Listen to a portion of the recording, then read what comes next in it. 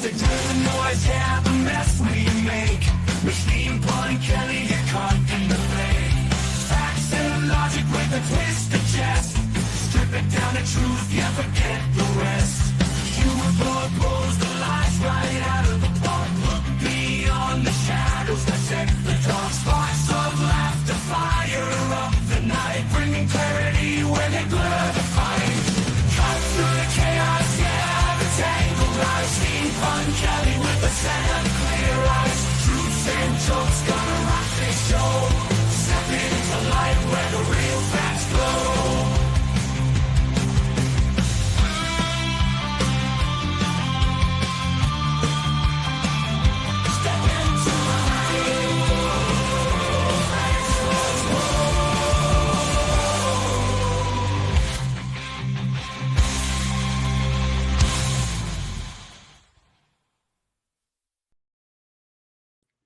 Hey there, how you doing? Happy January 7th or 8th or whatever it is. January 8th. Wow.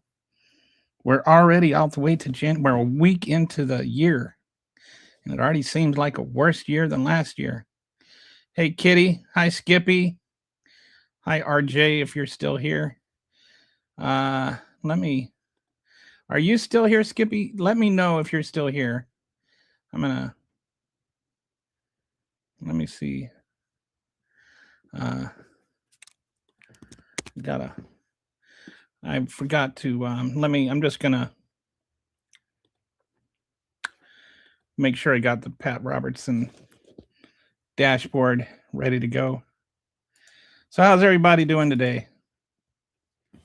How are you doing, Kitty? Buchanan. Okay. So once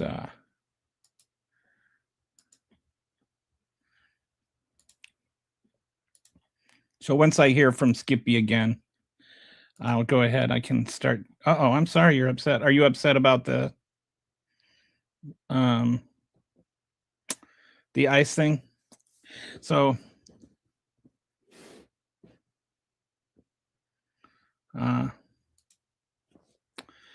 I don't blame you. There's a lot to be upset about. Oh, she got her first real newsletter out today. Am I on your list? I hope I'm on your list. If not, I need to sign up. Let me go ahead before we start into everything else. This has been going around a little bit. And I know I'll get to the... So this is the DOJ rules of engagement. And I know that some people are saying, well, the DOJ and the DHS are different, but I'll show you what the DHS one is substantively the same on the use of deadly force. Deadly force, this is just whatever you think about whether or not the officer was acting in self-defense is rendered entirely moot by actual DOJ policy and Department of Homeland Security policy on the use of deadly force. It says deadly force may not be used to solely prevent the escape of a fleeing suspect. Firearms may not be discharged solely to disable moving vehicles. Specifically, firearms may not be discharged at a moving vehicle unless a person in the vehicle is threatening the officer or another person with deadly force by means other than the vehicle. So the vehicle itself being the weapon is not sufficient reason to kill the person in the vehicle. The other thing, the vehicle is operated in a manner that threatens to cause death or serious physical harm to the officer or others, and no other objectively reasonable means of defense appear to exist, which includes moving out of the path of the vehicle. Now we know that moving out of the path of the vehicle was an alternative for him since A, he moved into the path of the vehicle in the first place, and B, he moved out of the path of the vehicle as he was murdering her. So some people will say that's DOJ policy and not DHS policy, but DHS policy says effectively the same thing. When a person in the vehicle is using or imminently threatening deadly force by means other than the vehicle, again, other than the vehicle does not count. And when the vehicle itself is being operated in a manner that poses an imminent threat and no other objectively reasonable defensive option exists. So if there's no other option and they're doing it, but explicitly including moving out of the path of the vehicle. So if you can like get out of the way of the vehicle, which he got out of the way of the vehicle, then use of lethal force is not authorized by DOJ or by the DHS. So either way, even if you were to accept, and I don't, that she was trying to kill him, that she was trying to run him over, but even if you were to take the DOJ and Trump and everybody at their word, based on Department of Homeland Security policy, what he did was not authorized use of force. So, oh boy, spitting out. I don't know what lies I'm spitting out there, RJS. I am just reading to you what actual DHS policy and DOJ policy is. The ICE agent should be held accountable for this heinous act. And I think he should be. Like, anybody that, like, there's just no justification for it at all. And it's sad. It's sad. This woman, she had a son. He's 6 years old. His father was an Air Force veteran who died 2 years ago. Her wife, I guess she's maybe bi or something. Anyway, she had a husband. Now she has a wife or a partner, and she was in the car with her. I was thinking about you when I saw this yesterday, Kitty, and the wife was in the car with her when she was shot, and then they had video of her just on the ground, just crying, and it was so sad because these are, like you were saying, these are people. They have a child, they have a wife, they have, human connections. The mother was talking about how she's gonna come up and get the son. The guy moved over to the side of the, and like I agree with all of that. Like when you look at it, and he was like fired the second and third bullets into the side and back of her head, where it's clearly impossible that she was trying to hit him with the car at that point.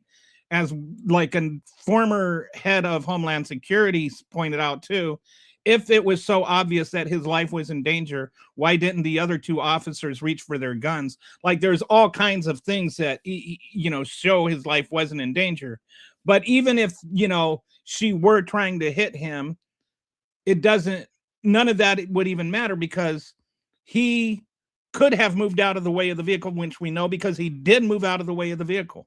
And if he can move out of the way of the vehicle, then that's all he should do. Like the only way he is authorized to shoot her is if she would have killed him with the vehicle if he didn't shoot her. And we know that's not the case because he's fine. He's fine.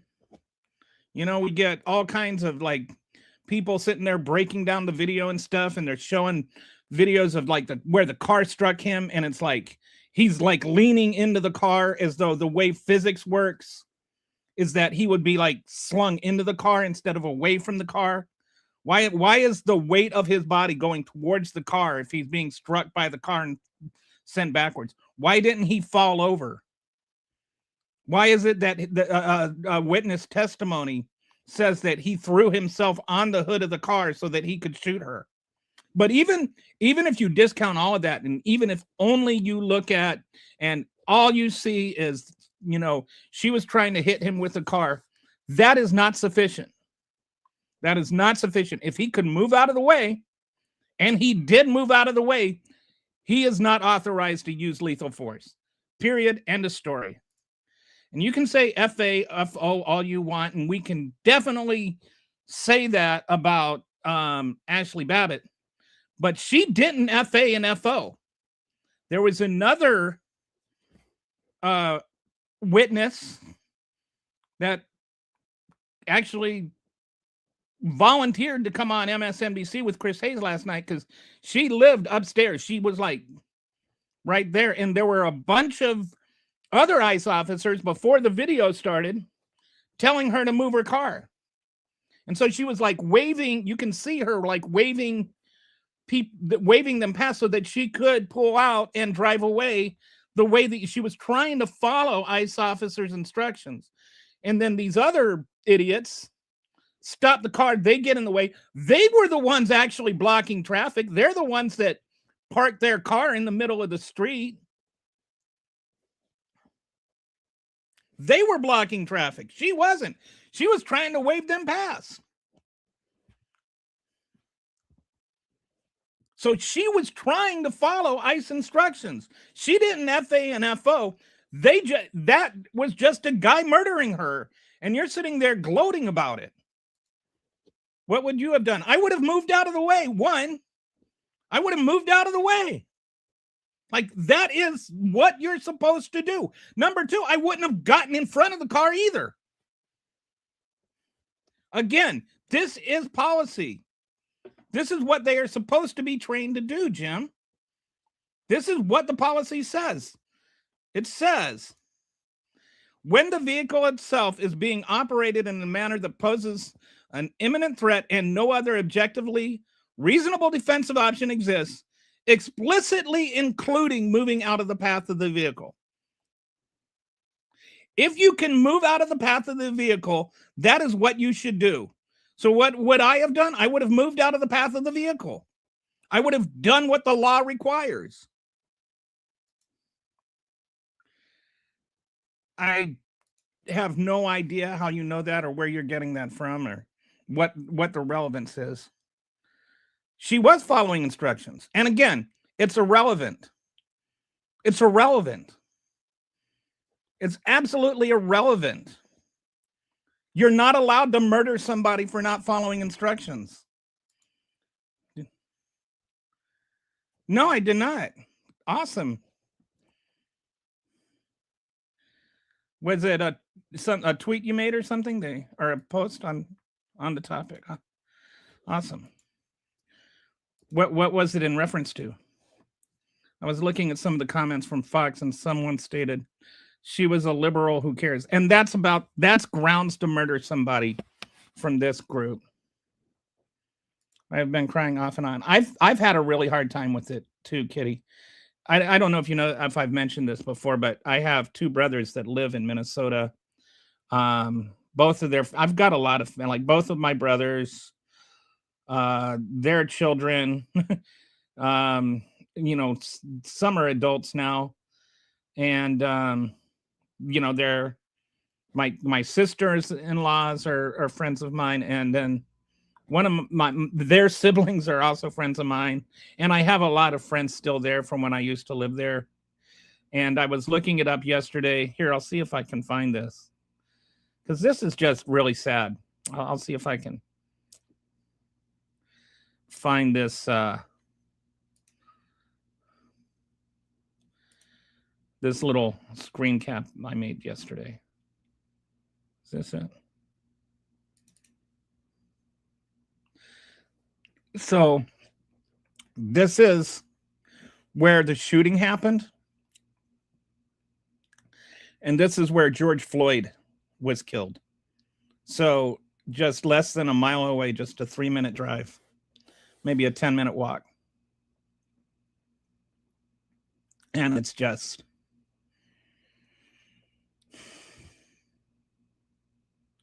that community has been through too much. It doesn't need to go through this again.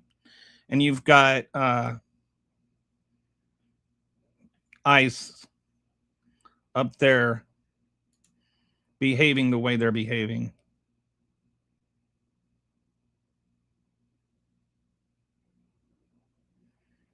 Yeah, JD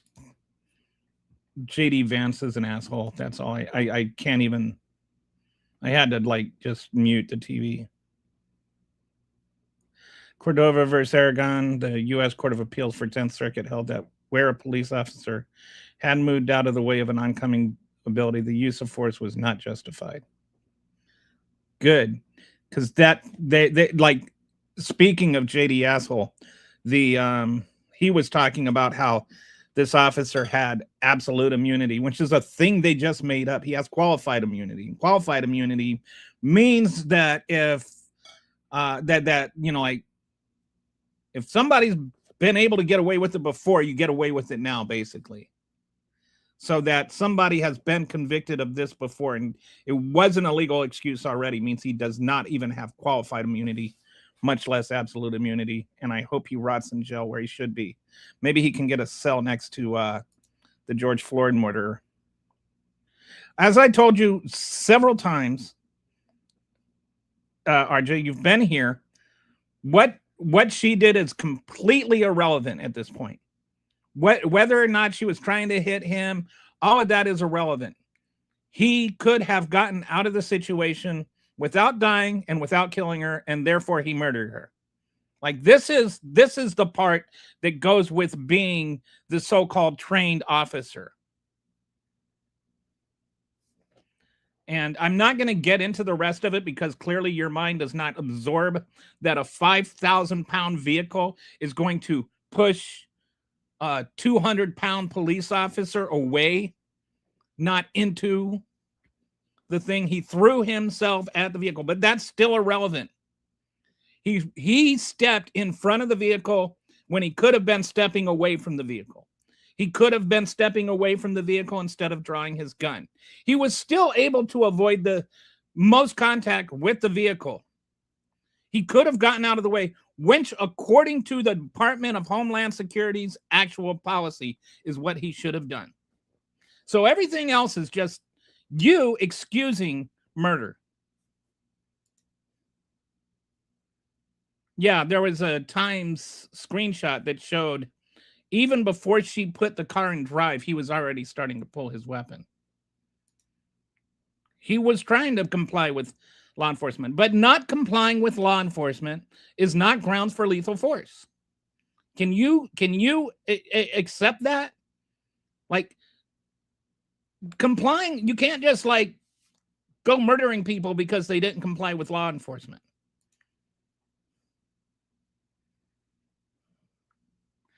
I don't know what you're saying is wrong. I mean, like, there's the DOJ policy, there's the DHS policy. That's not wrong. I mean, that's just something you don't want to hear, maybe.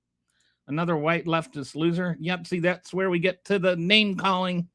You always know you've lost the argument when the MAGAs start name calling. She was an American citizen, Lou Weaver.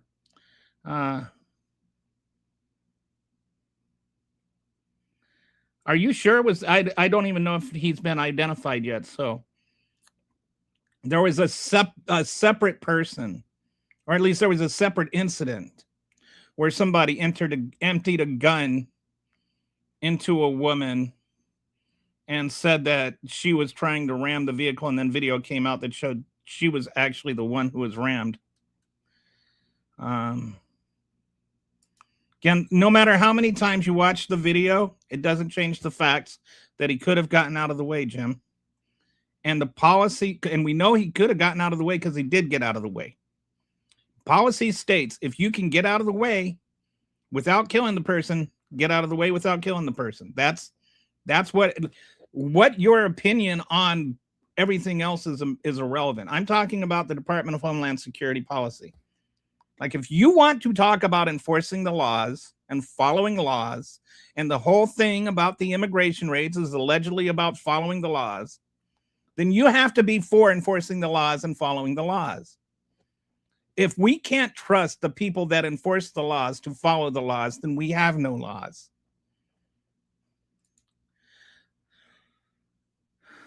There is no way South Park can compete with reality. I am no federal agent. Never said I was. But I know what federal policy is because it's online.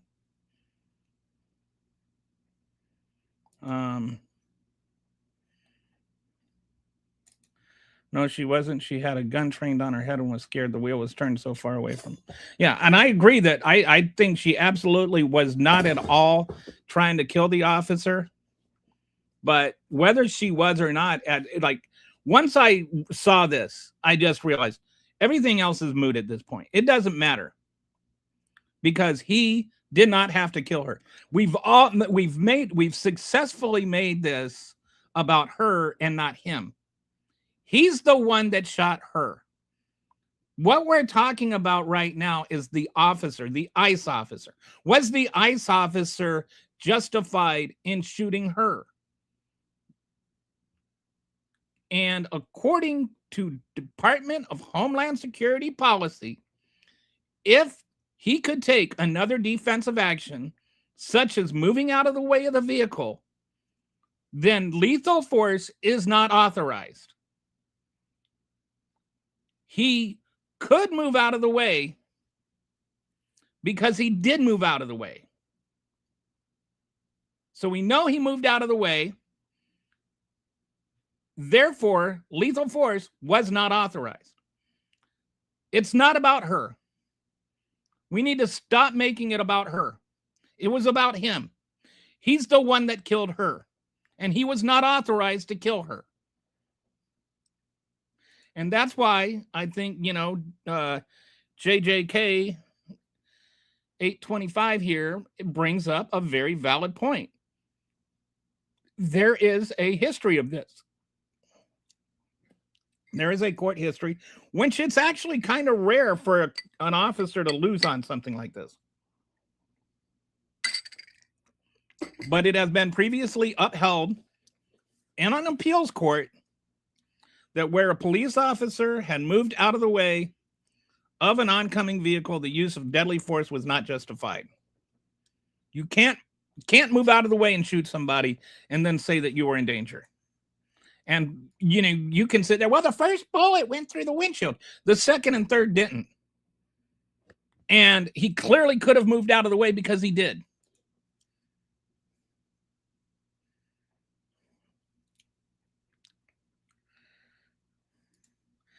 But first of all, you don't know that. And secondly, that's still not a reason to murder somebody. You can't just go murdering people because they're annoying you. All right. Who said anything about MSNBC? Are you talking about because I mentioned somebody was on the Chris Hayes show? Well, she was the one, And anyway, it's MS Now anyway. But that doesn't change reality. Doesn't mean she's not there. She doesn't mean she didn't see it. Didn't mean she didn't say what she said. And it also doesn't mean that he could. It doesn't change what he did. It doesn't change that he moved out of the way. And it doesn't change DHS policy. Just sitting there screaming MSNBC bad doesn't change the facts. Everything that has been going on, just how much white nationalism only want whites here. They can paint it however they want, but at the end of the day, you can't lie to yourself. And that's really what it comes down to. They sit there and they talk about how they're the Christian. They're the Christians. They're the Antichrist. Everything they say and do is against Christ. Remember the Alzheimer's Cheeto daddy kidnapped another country's leader so that you'd forget he raped, trafficked, and killed children with Epstein, right? Now we're going to go to war with Denmark over it. Okay, the DOJ policy strictly limits the use of firearms against moving vehicles to specific life-threatening scenarios. Right, Brett. And by the way, welcome. But I was pointing that out earlier. I was reading that both the Department of Justice and Department of Homeland Security, which says when the vehicle itself is being operated in a manner that poses an imminent threat and no other objectively lethal force is authorized when the vehicle itself is being operated in a manner that poses an imminent threat and there no other objectively reasonable defensive option exists, explicitly including moving out of the path of the vehicle. So if you can move out of the path of the vehicle, you are not authorized to use lethal force. He moved out of the path of the vehicle while using lethal force. So he clearly did not need to use lethal force. And so, like you're saying, This is against both DOJ policy and DHS policy. There's no question about it. This is like open and shut book, end of story. Everything else doesn't matter at this point. All your little arguments about what she was trying to do are irrelevant. He could have moved out of the way. He didn't move out of the way. This is about what he did, not what she did. End of story. Zip it up. Let's move on.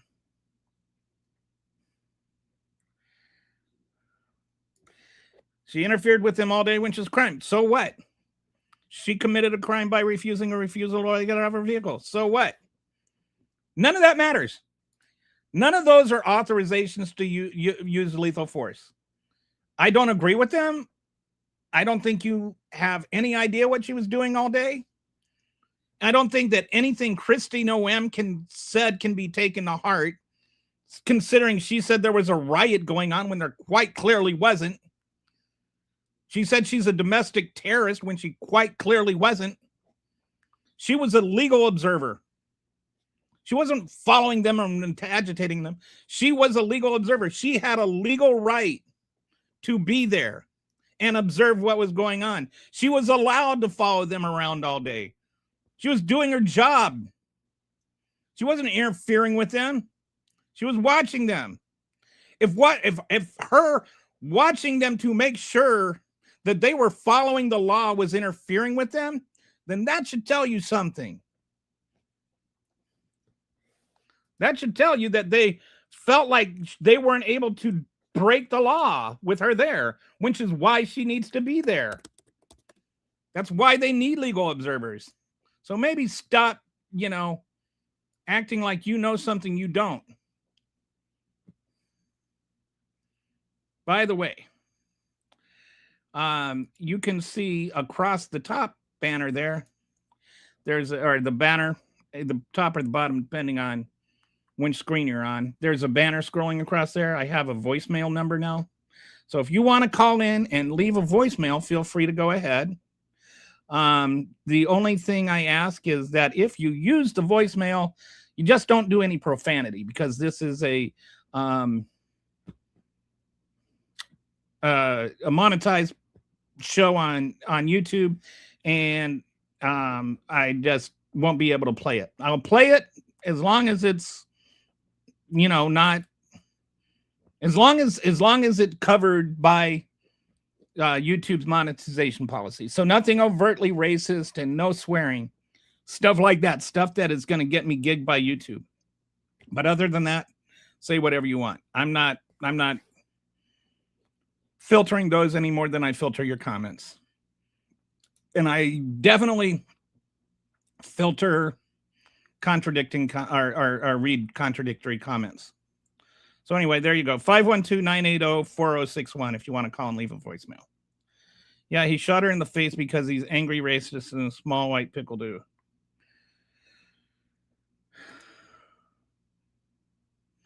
Protesting in neighborhood watch is not a crime.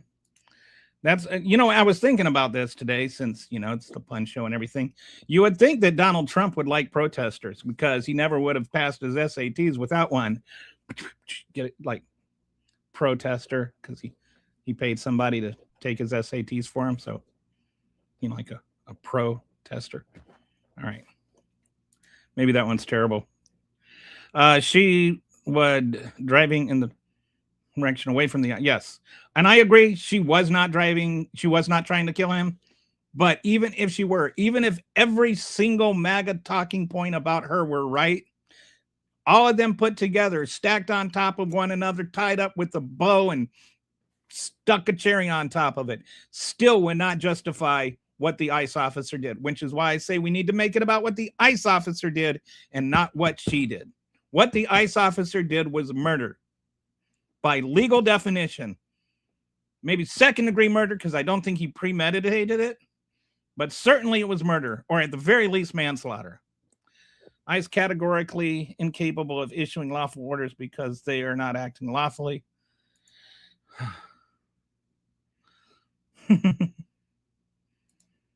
I can't read that one out loud, but I think it's a valid point. The U.S. court. Okay, so yeah, we got that one. I don't know. I'm sorry. That's like sometimes people like just keep putting the same comments over and over again. So I'm going to stop reading that one if I can not do it. Bottom line, there's a citizen and there's not this one. Sorry. Liberals and Democrats defend criminals and narco-terrorists. Nobody, what does this have to do with narco-terrorism? Like, this is just like, you just scream narco-terrorism every time you're wrong. Was a murder the super soft agent? Was a murder the super soft ICE agent is going to hell?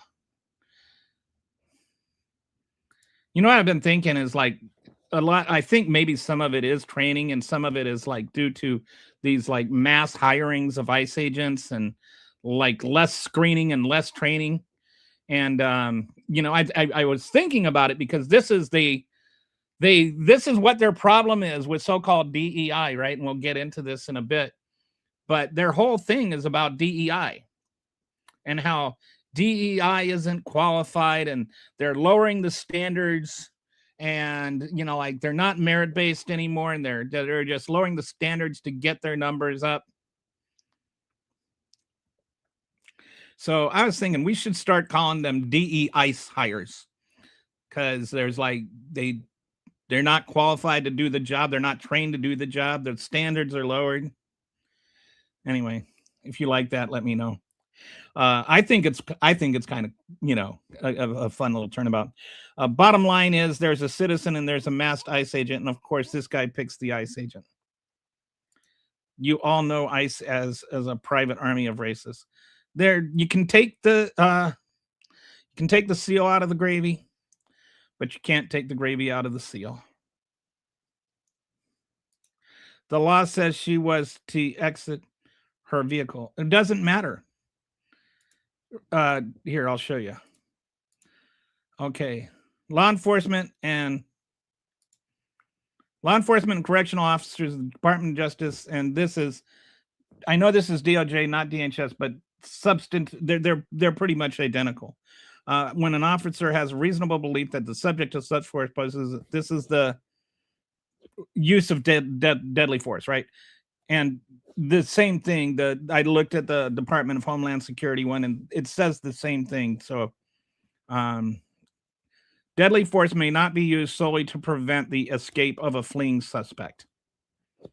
So even if she was breaking the law, and even if, you know, she was disobeying the law to get away from these ICE agents, and she, you know, what she did was illegal, and they gave her legal orders and all of that, even if all of that were true, and it's not, but even if it were, it's not justification for lethal force.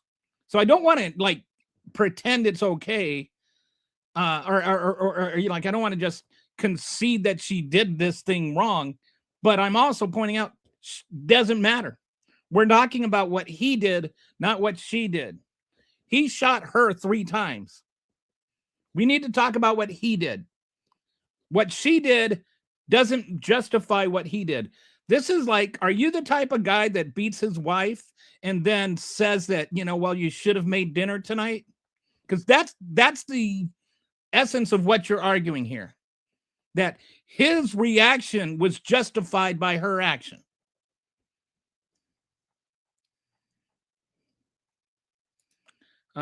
What would you say if she ran over him and he died? I would say that she was wrong, but she didn't run over him and he didn't die. He moved out of the way while he was killing her. She died and he shot her.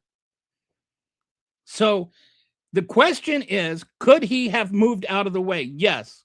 And you want to talk about that one little bump when she apparently initiated based on the momentum of his body's weight. When he struck the car, he was going forward, not backwards. That's how physics works. But he was pulling his gun. You can see it in the video before she even took the car out of reverse.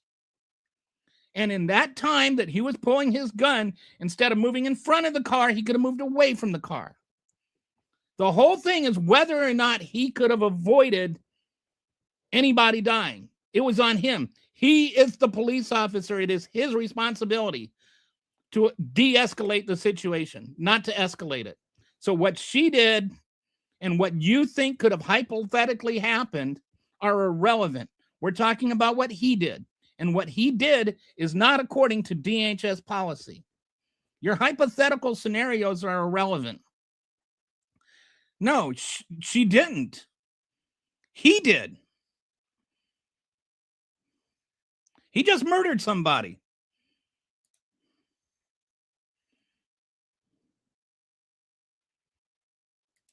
Yes, I can. How about you read the rest of it? Okay, I got to move your thing here, your comments, so I can. Okay. If a person in the vehicle is threatening the officer or another person with deadly force by means other than the vehicle.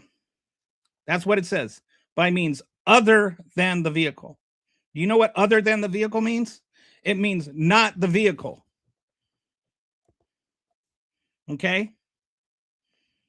Just the vehicle by itself, if you can move out of the way of the vehicle, is not grounds for authorization of force. There were 4 confirmed shots. I thought I could only count 3. At least at most only one of them came through the windshield, and that one appears by all accounts to be, or by my observation, to be fired while his feet. I kind of paused the video and looked at it, and you can see his feet by the front left tire when he fired the gun.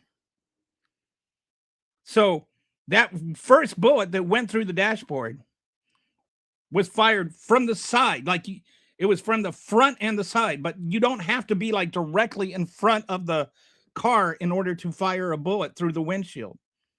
You can be off to the left, you can be off to the right. It's not like you have to be perpendicular. That's one.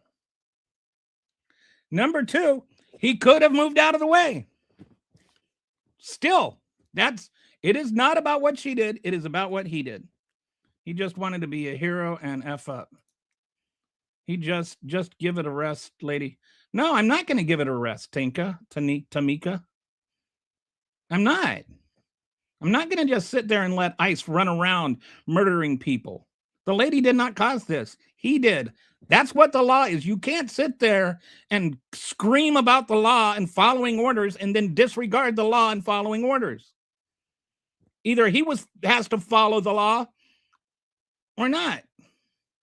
This is about what he did, not about what she did. Just testosterone and a weapon and gravy. Should have, could have. No.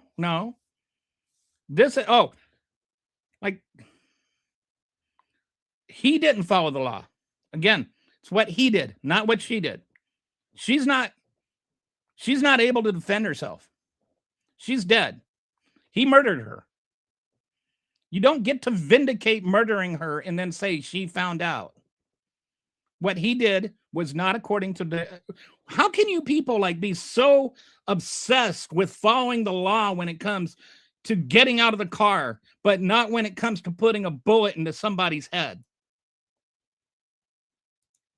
Again, it does not matter. He moved out of the way. He moved out of the way. He moved out of the way. So he could have moved out of the way. We know this because he did move out of the way. He moved out of the way. How many times do I have to say that? And it says, when the vehicle itself is being operated in a manner that poses an imminent threat and no other objectively reasonable defensive option exists, explicitly including moving out of the path of the vehicle. So we know he could have moved out of the path of the vehicle since he did move out of the path of the vehicle. Therefore, authorization for the use of force is not consistent with DHS policy. What part of that are you people struggling with? We don't know if there was a verbal threat. We don't know what she said, but we know there's nothing she said that kept him from being able to move out of the way of the vehicle. It is 100% whether or not she can move out of the way of the vehicle.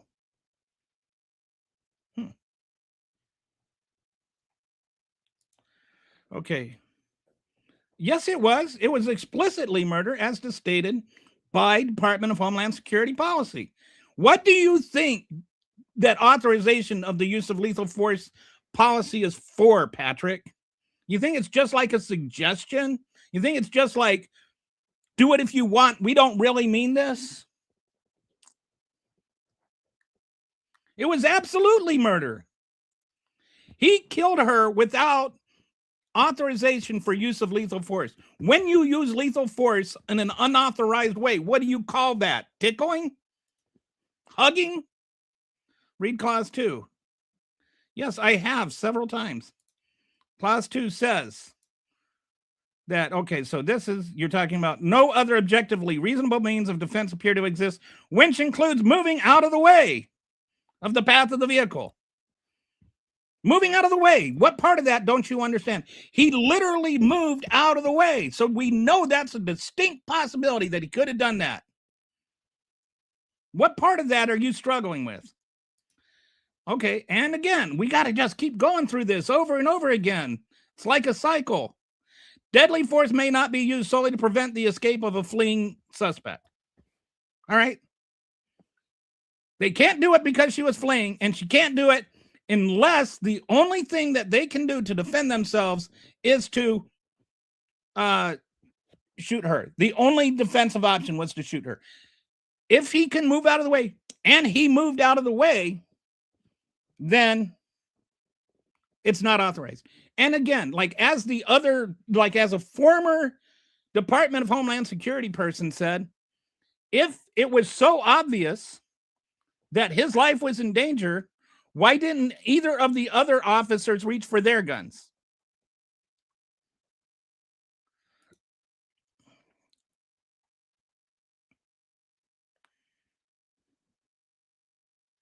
Right. Like in the time, in the time it took him to draw his gun, he could have actually just moved out of the way, or at the very least, not walked in front of the vehicle. He was pulling his gun while he was walking in front of the vehicle. He walked in front of it. He didn't just eventually move out of the way. He moved in the way, which is, I've seen so many interviews with various law enforcement officers, including ICE agents, that say that like you're trained not to step in front of a vehicle because that's just escalating the situation. And this is why I talk about DEI hires. Like clearly just a few weeks of training and getting an extra boat of gravy is not enough to make an ICE agent. He moved out of the way. He fired the second and the third shots from the side. So clearly he moved out of the way. And he was not injured. You know who was injured? She was. Well, I don't care what Malcolm X said. What Malcolm X said has zero to do with the fact that he could get out of the way because he did get out of the way. Man, the application for ICE is a QR code, free streaming channels. The course is 4 weeks. And you get a $50,000 signing bonus. Apparently, they've lowered the background check for it. They're DEI hires. That's what they are. You got a bunch of DEI hires. He did get out of the way. He did. He was to the left of the car when he fired the second shot. So he did get out of the way. You can't say he couldn't get out of the way when he got out of the way. We are arguing the first one, he clearly did not need to fire the second and third shots, but he did. He fired a shot point blank into the side of her head through the driver's side window. And if he had been not moved in front of the vehicle, instead of trying to move, instead of trying and pulled his gun, he wouldn't have had to get out of the way.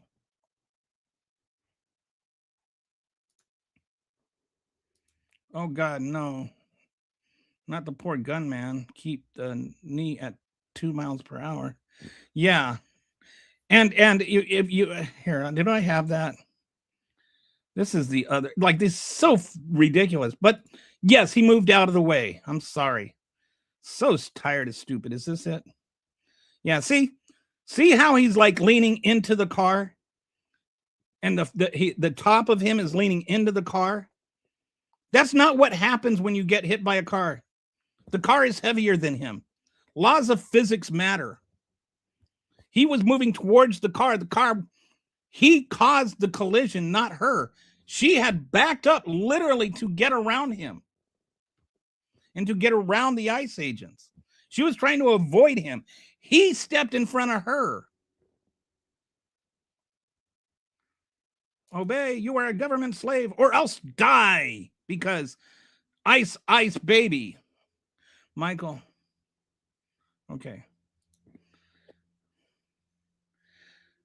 This guy does not know what I know exactly what I'm talking about. And I'm quoting DOJ policy and DHS policy. You just saying I don't know what I'm talking about does not change reality. You saying I'm know what I'm talking about doesn't change the laws of physics. It just changes any respect I might be able to have for you. Okay. From 0 to 9.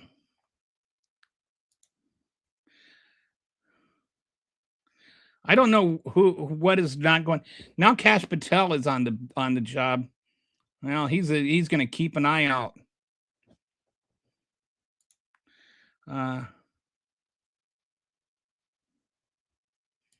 Okay. Oh, they've identified the guy. His name is Jonathan Ross.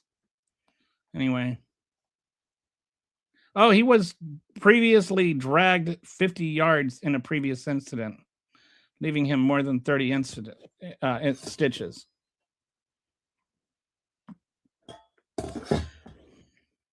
So he didn't learn to get out of the way the first time.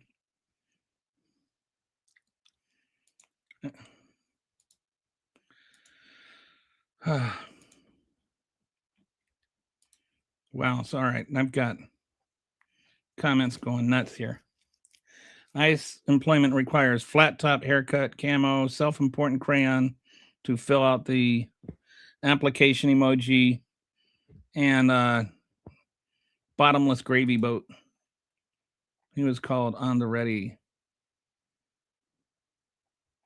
Yeah, he did. I mean, like you can see in the video, he while she's like backing up, when hopefully she's like paying attention to what's behind her at that point, he walks in front of the car. I don't even think she knew that he had stepped in front of her when she put it into drive and started moving forward. But all of this is moot.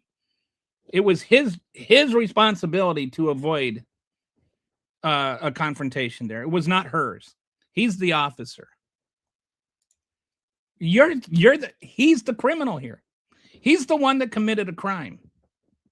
He committed a crime. She was a legal observer. Do you know what that means? That means she was legally observing. She was not breaking any laws. There were people before these gravy seals, these DEI's hires, came up and started telling her to move. Other DEI's hires were telling her to move. And then they told her, get out. And so she was being told two things at the same time. She was a legal observer who had every legal right to do what she was doing. Legal observers are people that are certified to be able to observe and watch what's going on to make sure that everything that is happening is legal. She was a lawyer. She had every right to do what she was doing. I do know what DH policy is. I literally, this is DH policy. This is actually from DHS's actual PDF. DHS policy is when the vehicle itself is being operated in a manner that poses an imminent threat and no other objectively reasonable defensive option exists explicitly, including moving out of the path of the vehicle. That is DHS policy. You do not know what DH policy is. You don't know. I do. I would love to go over this frame by. I don't care. It doesn't matter frame by frame. What she did is irrelevant. He could have gotten out of the way. We know this because he did get out of the way. If he could get out of the way, then he's not authorized to use lethal force. Some of them even have criminal records. I think some of them were hired because of their criminal records. Okay, what is wrong with what I'm saying? You're saying that I don't know what ICE policy is. I'm quoting to you what DHS policy is. It seems to me like you're struggling trying to evade reality.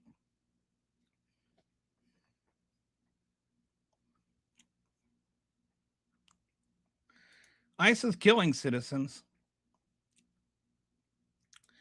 Yes, she did actually have a right. She was a legal observer. All right, I'm getting way behind on comments again.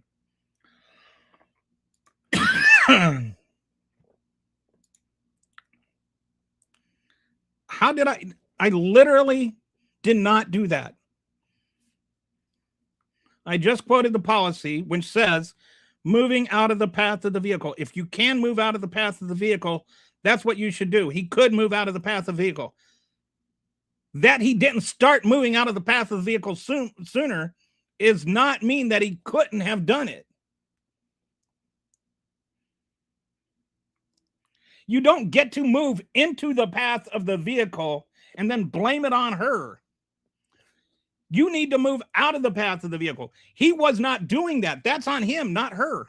It doesn't say that, like, if you didn't do it, it's okay to stand there and empty your gun into somebody's, through somebody's windshield. It says if you can. So even if, like, there was this bump, which he initiated, there was a witness that said he threw himself on the roof of the car to shoot her. But he did not move out of the way. While he was doing that, he could have moved out of the way.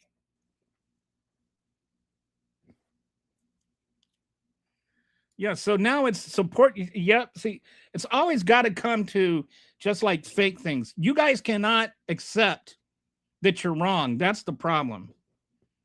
That's the problem. You guys can't just say, okay, DHS policy said if you can't get out of the way, if you can get out of the way, you should. And this dead woman is there. No, you've got to like make up stuff about the woman, about her wife, sit there and talk about how she FA'd and FO'd and all of that. Stop it. Accept reality.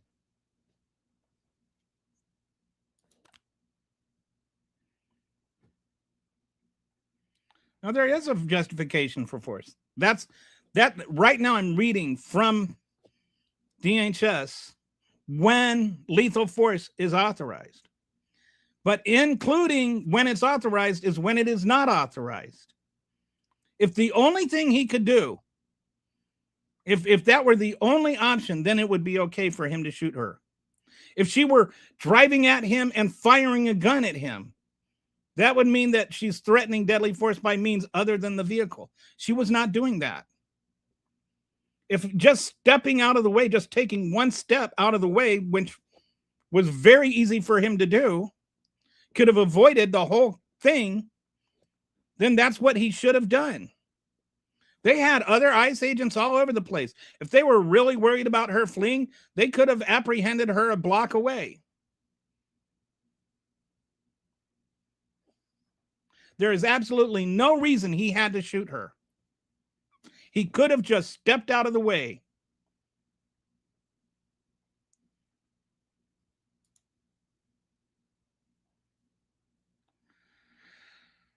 What was she doing there? I told you she was a legal observer. She was allowed to observe. And what she was doing there is irrelevant. Like, she could have been down there. She could have been there to whatever reason. Like, what reason would she be there that would allow him to, like, empty his gun into the side of her head? Why is you want to make it about her? I keep saying it's about him. He shot her. What she did is irrelevant. Whether what he did was illegal. What he did was not authorized by lethal use by DHS policy. Okay, again, you're talking about the guy that was. No, I'm talking about the guy that actually shot his gun.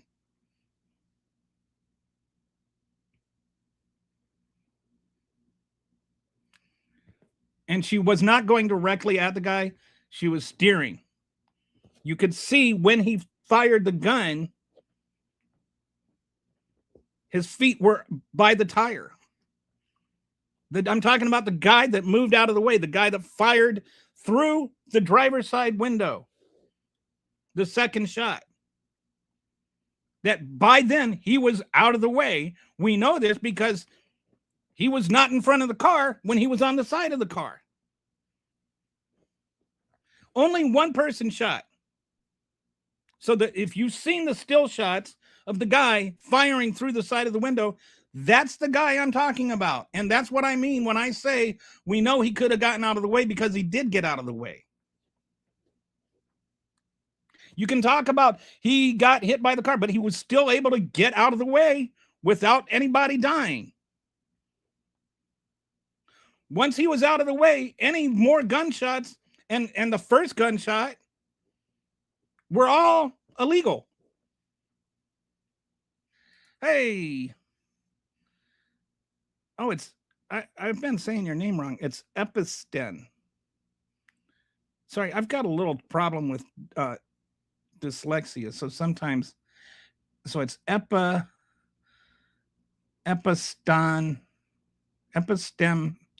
epistemia.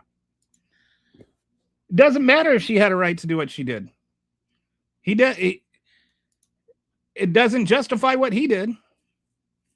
It doesn't matter if he's the one that pulled the trigger.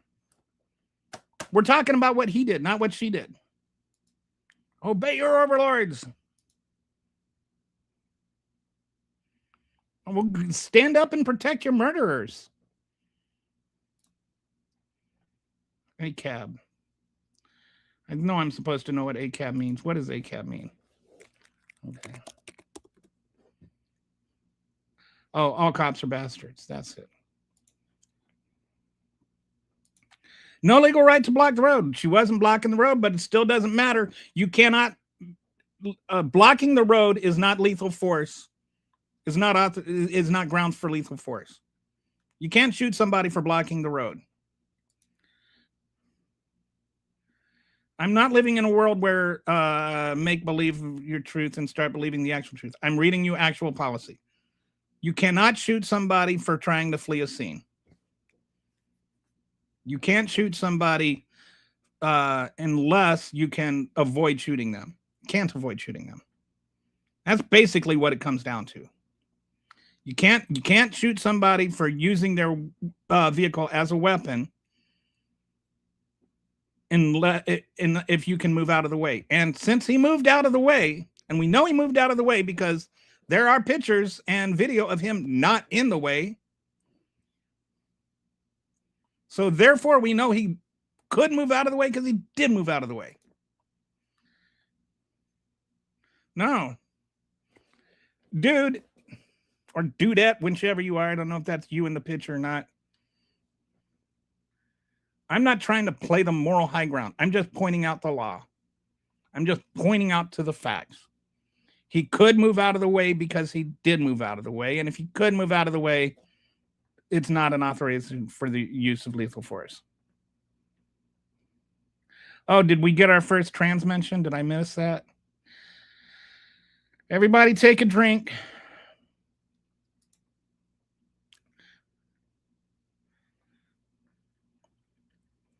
He shot her 3 times. At least one time was point blank in the face.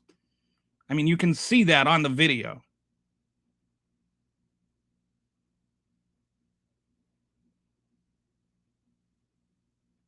Oh, okay, you're agreeing with me. She refused to leave. She refused to get out. And then she was trying to leave. None of that, again, none of this is relevant. Because none of this authorizes lethal use of force.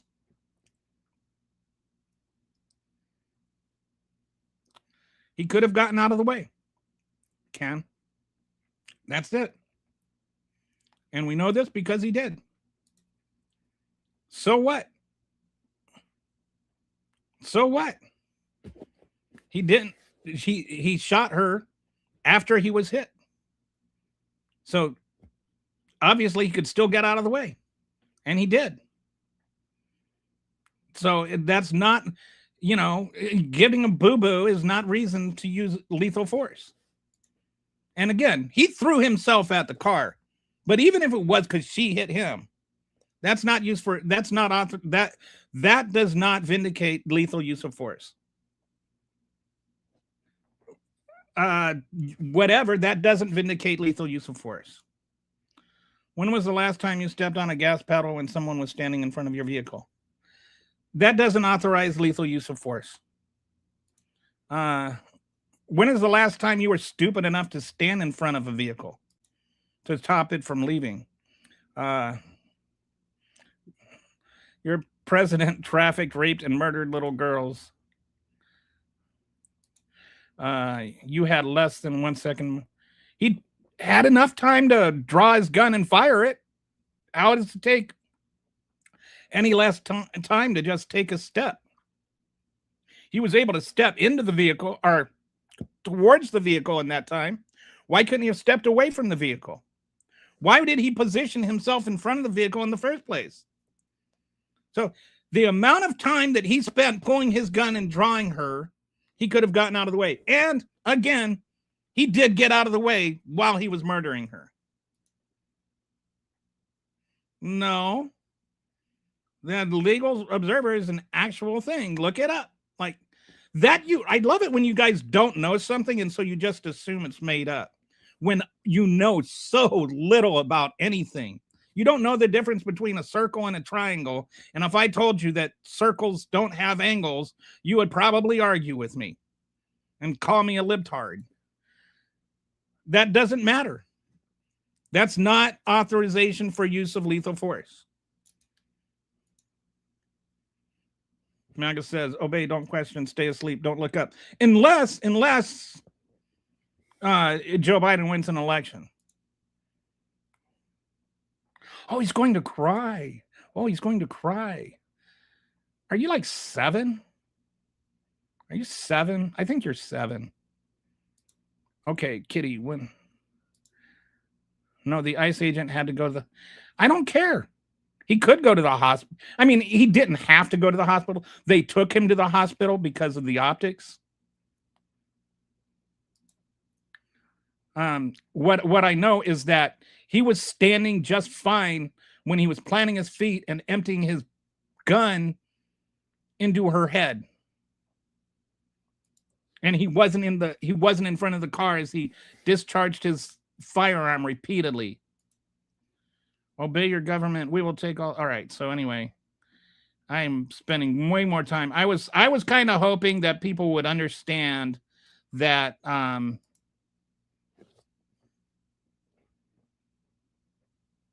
even if all your little justifications here are true, which they aren't, but even if they were, what he did was still inconsistent with DOJ policy.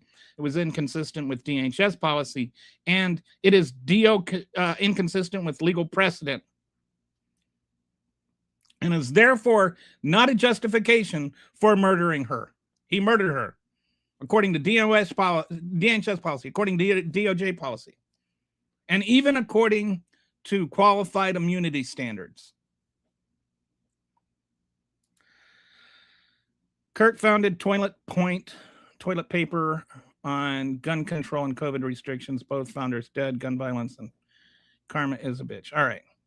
So now the next thing I want to talk about is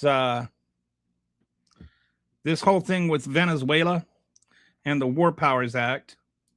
Would love to get your thoughts on this. As I've said before, I think both sides have expanded the War Powers Act over time. And it's an issue that I have with both sides. I think what happened in 2001, there was the authorization for the use of military force for Al-Qaeda and for the Taliban. Okay.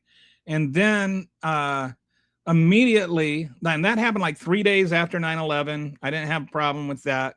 And it was an authorization for use of military force. It wasn't actually a declaration of war.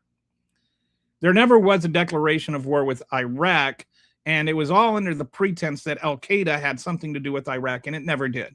So right away, George W. Bush lied, and now even like Republicans try to pretend they weren't Republicans then, and that they never were on that side, and they try to blame Democrats for it or something like that. But anyway, he went and he lied to Congress about all this evidence that Saddam Hussein was a threat and had all these, chemical weapons and everything, and was like, a week and a half away from becoming nuclear power, and we had to go in and stop him. And it was actually just all bogus. There's something called it was a white paper called the Project for a New American Century that was written in the 90s, and it was signed by people like Donald Rumsfeld. And it was all like, if we have like it was all like they were mad that in the first Gulf War we didn't go in and get the oil. They said we should have followed through and just gone in and stolen their oil. And so then they said, if we get another opportunity, if there's a terrorist attack on a Pearl Harbor type event, was the specific language they used in that. And they said, if there's a Pearl Harbor like event, we should use that to go after Saddam Hussein and invade Iraq. And so then they did that. They used that as a justification to go after Iraq. They used 9/11 as a justification to go after Iraq. And so right away, this authorization for the use of force in 2001 was already violated. And they went through this pretext of getting UN's approval. UN didn't approve, but they went in anyway. And they killed a whole bunch of people. They ruined an entire generation of Iraqis, and they sent us to war for 20 years. In the course of that, actual Al Qaeda kind of had a division in them, and then ISIS became a rival to Al Qaeda, and ISIS was so Obama wanted to go after ISIS, and everybody in Congress, everybody wanted to go after ISIS, but Obama actually asked for a separate use of force initially. People don't understand this, but he initially asked for a separate use of force. The Republicans Congress didn't want to give that to him, not because they didn't want him to use force, but because they wanted to give him more authorization than what he was requesting. And so they just said, let's go ahead and dovetail this into the 2001 authorization. And he's like, okay. And then they came up with this interpretation of associated forces. ISIS was associated force of Al Qaeda. Now, I think that he should have just told them, no, I don't want to abuse my powers. I don't want to make it so that the next person can come along and expand it even more. I need specific use of force. And so he didn't do that, and I fault him for that. And then Trump came along, and Trump expanded that war even further, and that definition even further. Biden came along. Biden also and broadened it and authorized bombings in new territories. So every single president since the authorization of the use of force, including Trump in both terms, has been gradually expanding this. And even the whole War Powers Act was reaction to presidents gradually expanding it more and more. It happened under Eisenhower and Truman. It happened under JFK, who got us into Vietnam. It happened under LBJ, who expanded Vietnam, and Nixon, who expanded it even more. It happened under Reagan, who, with the whole Iran-Contra thing, and it happened under, with, what was it? Reagan invaded Grenada. And then you had Bush 1 with the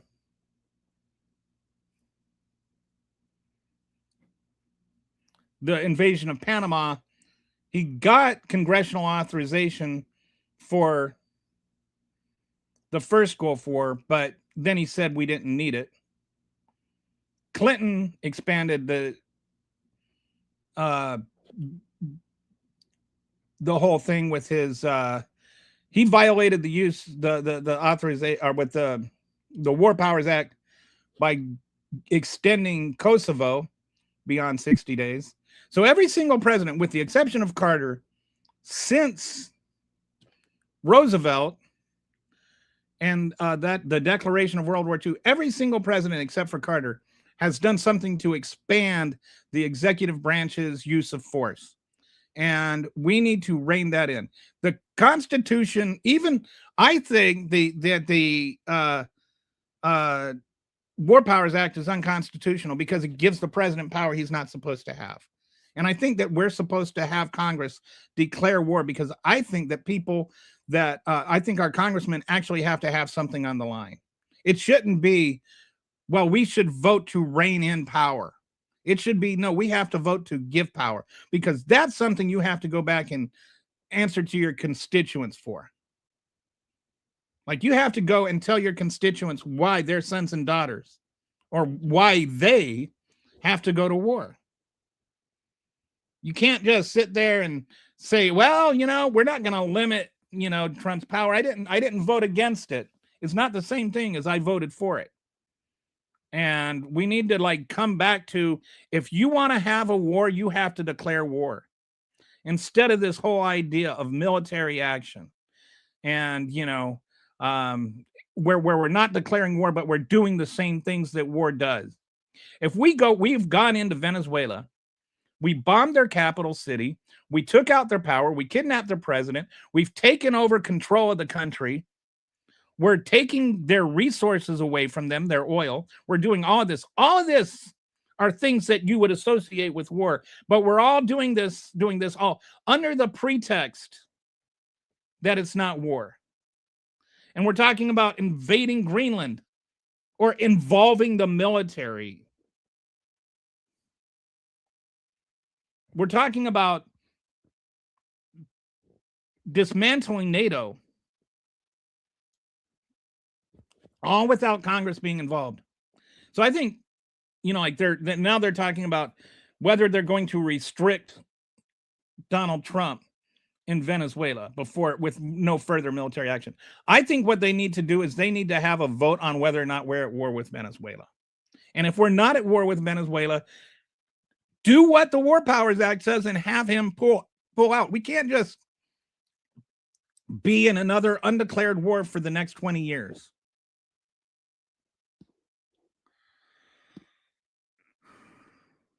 So anyway, they're going to have this vote. I think they actually passed something in the Senate. Like Rand Paul voted, like I said, this is one thing I actually agree with Rand Paul on. And there were, what's her name from Maine, like a few of them. And there were 52 votes to limit him from doing anything more without congressional approval. But I think what they need to do is just somebody needs to say, we're either at war or we're not, instead of trying to have this both ways thing. We need to go back to where, if Congress wants to declare war, we declare war. And if we're not declaring war, we're not at war. Stop with these hidden wars. Stop with undeclared wars. Vietnam was a war. Korea was a war. Afghanistan was a war. Iraq was a war. What we did in Venezuela is an act of war. Just because we don't call it war doesn't mean it's not war. All right. So let me go through. Did Obama ask Congress? Were you here? Did Obama ask Congress to take out Obama? Yes, he did. I talked about that, but I also pointed out that Obama was wrong, because he didn't take no for an answer, and in the wrong way. Like, they told him no because they wanted to do more, and he should have done more. They should have, or they should have told, they should have declared war. Obama should have just said, "Fine, you don't want me going after Gaddafi, I won't. You don't want me going after ISIS, I won't." He should have just not done anything, and then Republicans would have to go and defend to their constituents why they were okay with letting ISIS run around doing whatever they wanted, or why they were okay with Gaddafi doing whatever they wanted. He should have let them own their own thing. That's the way that the whole balance of powers is supposed to work. Make people own their policy. So I do think that Obama should have done more in terms of demanding authorization from Congress for both Gaddafi and for ISIS. So I don't know what you think. Like, this does not mean I'm inconsistent. I would ask you, are you consistent? Because I agree with you. Obama should have done more. Do you think Trump should do more in terms of getting authorization from Congress? Or are you just using Gaddafi as a talking point?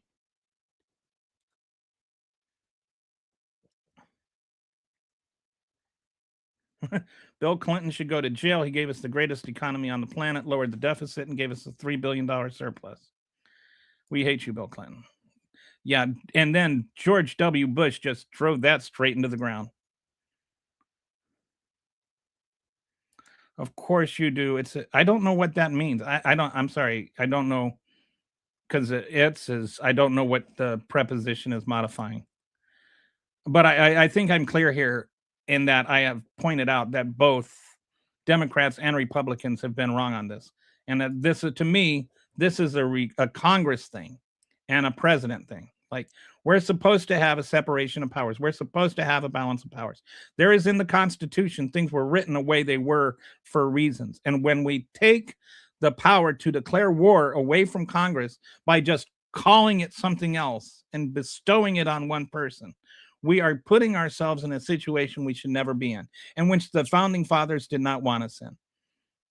The founding fathers didn't want one person to have authority over when we use the military. That's why they put the whole thing about Congress declaring war in the Constitution, and why one person has authority over how to use the military, but Congress has the authority to determine when we use the military.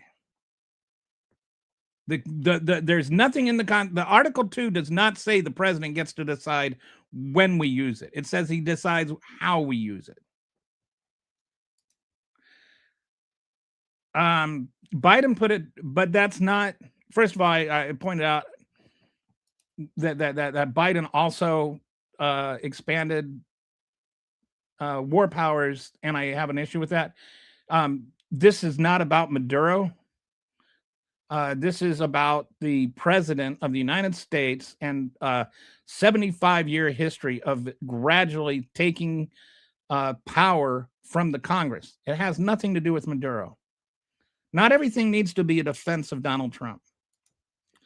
Venezuela oil is shit, and Biden made the plans and had the arrest warrant for Maduro wrote up.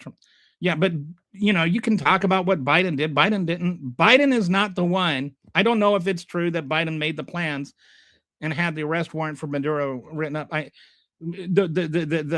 He was indicted in 2020, and I know MAGAs get confused about who was president in 2020. But the indictment came under Trump 1, first of all.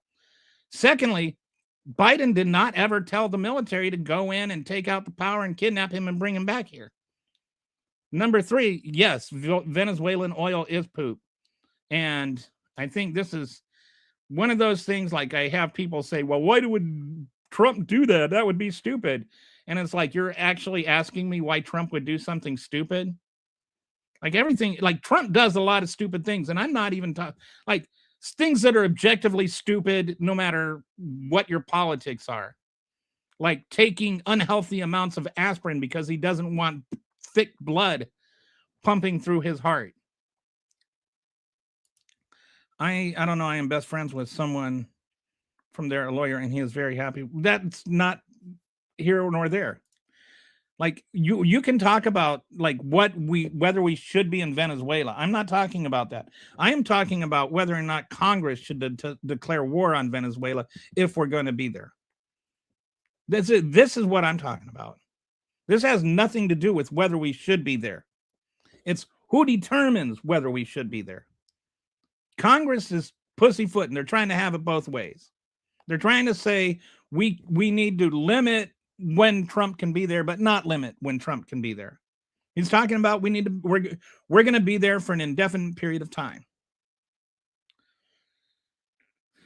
I'm saying when we do acts of war, Congress should declare war. That doesn't have anything to do with Joe Biden. That doesn't have anything to do with Donald Trump.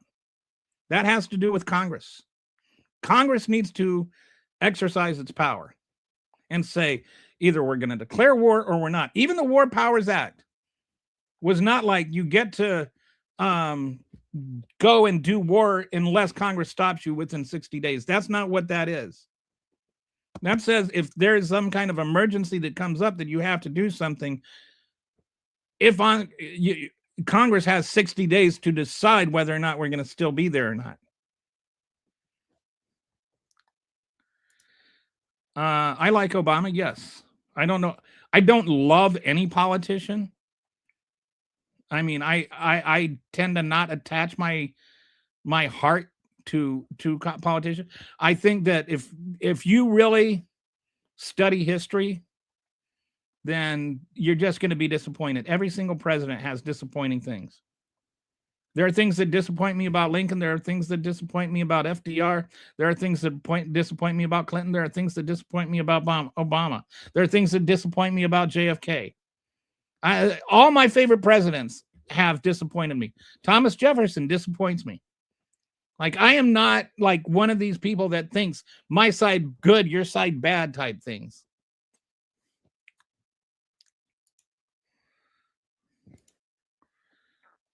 I've talked about that twice now. So you're saying learn from, yes, I am saying learn from history. I don't know what that means. Yeah. What does the celebration of the people have to do with the legality of the action? Exactly. I mean, and even in some ways, I'm not even just talking about the legality of the action. I'm talking about our Constitution. I am talking about the authorization. I feel like every time Congress has a chance to stand up and say, no, this is too much power to be in the hands of one person, they run from it because they don't want to be seen as being weak and not authorize military action, and two, they don't want to be seen as weak and authorizing military action, they don't want to expose themselves to authorizing military action. That's what I'm saying. Like, it's so much easier to just not have a vote for war than to not vote for war or to vote for war. It's just easier to not have a vote. It's just easier to close your eyes and pretend it's not happening. What I'm talking about is Congress needs to actually have a debate on war before we get into it. And that has consistently let the president of the United States, whether that was under Roosevelt or whether that was under Truman or Eisenhower or JFK or LBJ or Richard Nixon or Ronald Reagan or George H.W. Bush or Bill Clinton or George W. Bush or Barack Obama or Donald Trump or Joe Biden or Donald Trump again. We keep doing the same thing, and it's time to stop doing it. Congress needs to declare war if we're going to war. And we can't just sit there and not call it war and pretend it's not when what we're doing is clearly acts of war. This is now the start of Civil War 2025. Bleeps, shots have been fired. And I like your typo there. Must have been thinking about Donald Trump. And the RFT has begun. American Civil War is clearly underway. I'm a MAGA. I don't question no government. Nope. I trust him with my money and my daughter. Okay, y'all don't understand legal. Trump is enforcing the Monroe Doctrine. No, he's not. He's absolutely not. The Monroe Doctrine said that, never mind. He's not in. You don't know what the Monroe Doctrine is, and Donald Trump doesn't know what the Monroe Doctrine is. There's no such thing as a Monroe Doctrine. And the Monroe Doctrine also is not like some sort of legal thing. Like Russia and China and Venezuela are not bound by the Monroe Doctrine. The Monroe Doctrine was Monroe said no more colonial action. It never said that Portugal wasn't allowed to have an alliance with Brazil or to have trade with Brazil. It was never about that. That's all nonsense. You have no idea what the Monroe Doctrine was. Don't talk about the Monroe Doctrine until you actually at least go read the Wikipedia article on it. And he said that Venezuelans are extremely. I'm sure some of them are. I'm also sure all of them aren't. I'm also fairly positive that none of them are like not that the majority of them are not super duper excited about the United States running the country indefinitely. I mean, there might be a bit of a jubilation that Maduro isn't in charge anymore, and nobody. You never heard me say a positive thing about Maduro, and you never will. But this whole false dichotomy is another thing. And I'm not talking about Maduro or Venezuela. I'm talking about the United States declaring war. We are not at war. We are at war. We're just not calling it a war. When you take over a country, run the country, when we sent our military into the country, we took out its leader, we took out its power. Now we're taking it over. We're deciding who's running it. And we're taking their oil, according to Donald Trump. All of those things are war. I don't care if you don't call them war. They are war. You know how they say a rose by any other name will smell as sweet? Well, call a war whatever you want. It's still stinky. Okay. Why does that matter? The legality of the action, Russians. This guy should be in the street with. Okay, but I'm not.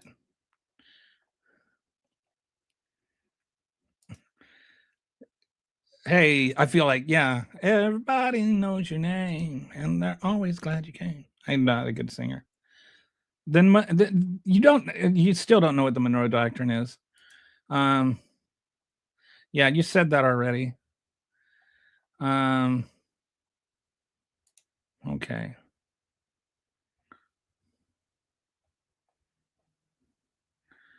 Well, what you're saying is quite clearly you don't know what the Monroe Doctrine is.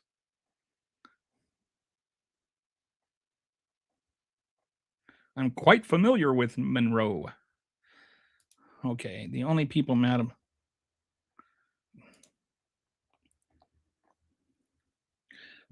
I have not brought up Maduro at all. I haven't brought up Maduro at all. I'm a Republican and I hate Democrats because they fix the economy and get us out of our recessions. Republicans put us in recessions and give us inflations. Hey, Kitty, how you doing, Rainbow? I really am starting to fear what our country is becoming. This place gets more hospital every day on daily, regardless of whether you're a citizen. And it's just like I think about that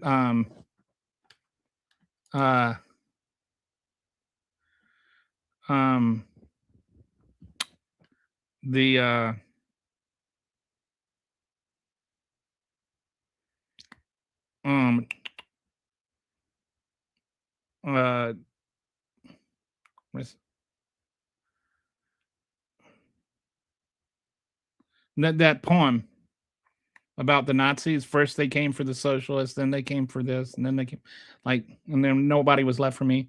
I feel like that's where we're at. It's just like whether, if you're a Democrat, if you're a liberal, if you're a leftist, if you're gay, if you're trans, if you're, um, you know, uh, undocumented migrant, if you're a documented migrant. Now, I mean, it's like it was all, oh, we don't care about, it's not about immigration, it's about illegal immigration until Donald Trump starts dismantling people that are legal immigrants by taking away their legal status. And so it's becoming about everybody. It's just like MAGA versus everybody. So, hey, Clip, thank you for your contribution to the cause there. Do I own a gun? I do not own a gun. I don't feel I need one. I've never had the need to defend my life against anybody. I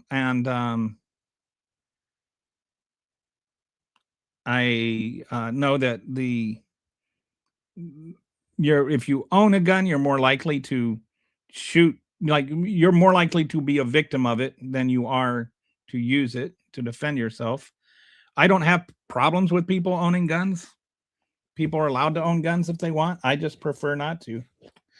I think if you're a law-abiding citizens and you want to own a gun, go for it.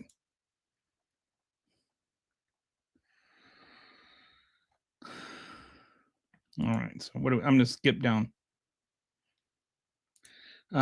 Learning gun safety, even if you don't own a gun, is always a good idea. No, I was in the military. I know how to use a gun. I actually got my marksmanship ribbon, but I just don't want one in my house.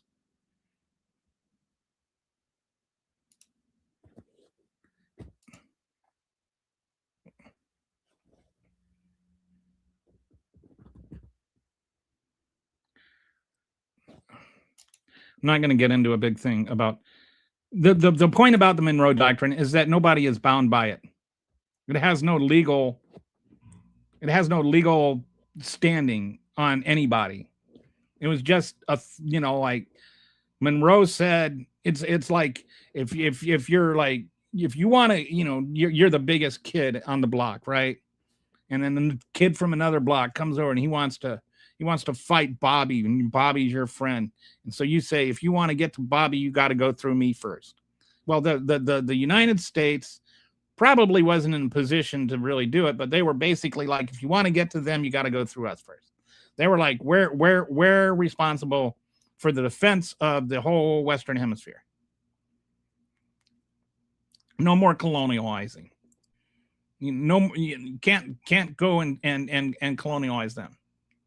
All right. Then in 1906, there was the Roosevelt Corollary, where there was some kind of dispute between, can't remember who it was, like Honduras maybe and Spain. I can't remember which countries, but one of the countries in South America was indebted to a European country. And then there was there was some rumors of war that happened. And then the United States said, we'll take care of it. We'll make sure they pay. And they did, and blah, blah. And so that was, so then, but then Roosevelt used that as an excuse to basically colonialize South America, which it was originally supposed to be so that it wouldn't be any colonialized anymore, but it became America was colonializing it. And like 8 years earlier, we had run out of, land going to the West, and Manifest Destiny had kind of started sputtering out. So we're like, well, where are we going to go now? Where are we going to?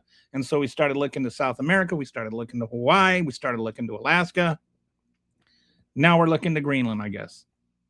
But anyway, Monroe Doctrine does not mean we get to decide that we own other continents or other land and then just take it over.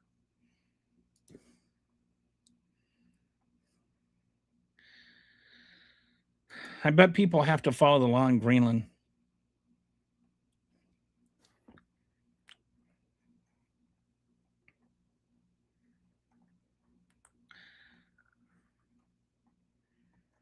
No, but you're just using it to justify illegal action. But China wanting trade with Venezuela is not justification of unilateral military action. No one is mad. This dude is gone. We're angry. There wasn't a process fault. And with me, it's not, it's even absent Venezuela. It's a pattern that has happened, that Congress just constantly relinquishes its power to declare war to the executive branch. And this is not what the founders wanted. That's not what the framers wanted. And it was wise of them to give Congress the power to declare war. What we do now is we keep having wars without declaring it. So Congress never has to vote for it. They never have to go back to their constituents and defend why they voted for war. What I'm saying is, if we're going to put our men and women in the military, which I used to be one of, then congressmen should have to go back to their constituents and justify it. And senators should have to go back to their constituents and justify it.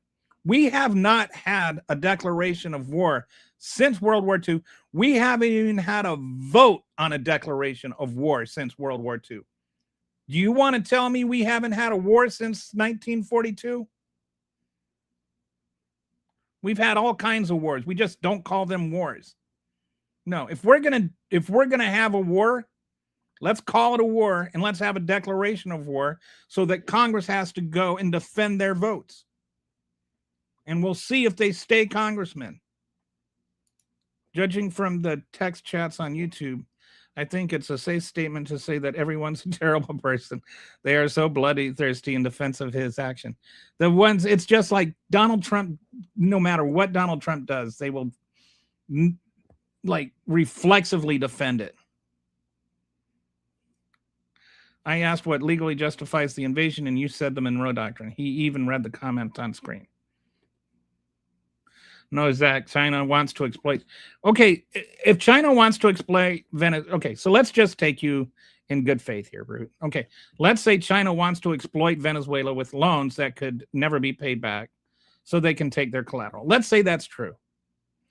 Then we should, and you think that is grounds for Trump to do what he is doing, to stop that from happening. Then what should happen is Trump should go to Congress and say, I want to declare war with Venezuela for this reason. And then Congress should have a vote on it. And then we should go conquer Venezuela and do it. Have a vote on it. That's all I'm saying. But the thing is, that would never pass a vote. And would never pass a vote because everybody knows if they tried to vote based on that, they would lose their seat. And that's why we need to have votes on wars, because we need to make representatives and senators accountable when we have a war. It's a very serious thing. And since it's a very serious thing, there has to be serious consequences if the people don't like it, which includes senators and representatives losing their jobs. Do you see what I'm saying? I don't even think it matters. That's why I said with ISIS, Obama should have said, no, Congress, you need to go and have this vote. I think they should have given him authorization, but Obama should have said, I demand you give me authorization, because that's what the founding fathers wanted. They wanted the Congress to determine when we use our military. How it's used is up to the president. That's Article 2. But Article 1 is when we use it. I hope, I know I've said that before, but I don't know if I get heard sometimes. I think people are too busy typing their comments to argue and not listen to what I'm saying. I am talking about what the Constitution says. The Constitution gives Congress the power to declare war. And we can, dilly-dally about the definition of war, but we know what war is. When you're going to another country, when you're sending to your military to another country to kill other people and to potentially be killed, and you're taking over that country and you're taking their resources and you're running that country, that's war. I don't care if you don't call it war. It's still war. And if you're going to declare war on a country, Congress should be the one to declare it. Say it out loud, Brute. I'm a little liar who can't be bothered to read my talking points. I don't mean this negatively. I do think even what a person gives and takes is still subject to each person. Do you agree? There. Oh, you're talking to Cravensworth. All right. So thank you for having this conversation. This is what we need. Also, there's an actual conversation going on. I love the fact that I was planning on moving back to Minnesota once I graduate. I was hoping it would be safe for me since trans people are accepted there and I can get the care I need. I hope so, buddy. Where in Minnesota? I used to live in Rochester and I used to live in East Grand Forks. Well, I went to high school in East Grand Forks. I actually lived in Grand Forks. And I used to live in the Twin Cities. Those people are really disgusting. The stupidly blind obedience and bloodlust are a real turnoff. It's been a long day. I'm not in the mood for this. Maybe tomorrow. Okay, Brett. If you're still here, thanks for hanging out. Who said it was war and who said that war was declared? Nobody said war was declared, which is why I say we should declare war.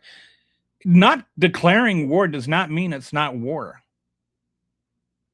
When you go into another country and you kill people with your military and you take their leader, whether you think they're authorized or not, you take out their power, you take over running that country and start taking its resources, that's war. Like, just not calling it war because war was never declared. That's my problem with the whole thing. Is, oh, well, war wasn't declared, therefore it's not war. But the actual things you're doing are acts of war. We are going to war. We're just not calling it war. If we're going to go to war, instead of just not calling it war, let's call it war. Let's call a spade and follow the Constitution, instead of just pretending it's not war and fighting one that's not declared.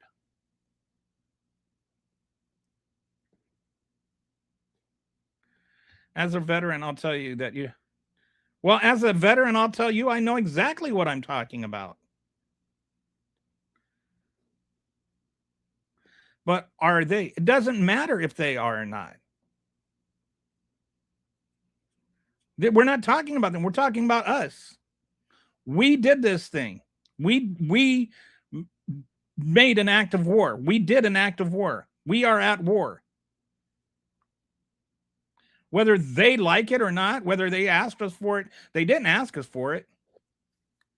But we still have to have war. That's what the Constitution says.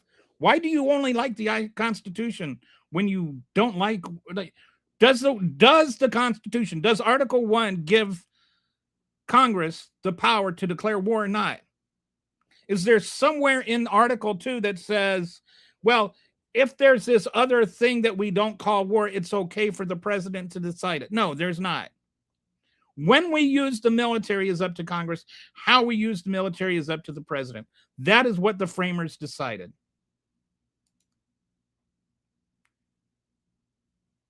I don't care what you said, and like, I'm sorry, I doubt you've ever been in the military, but I have been.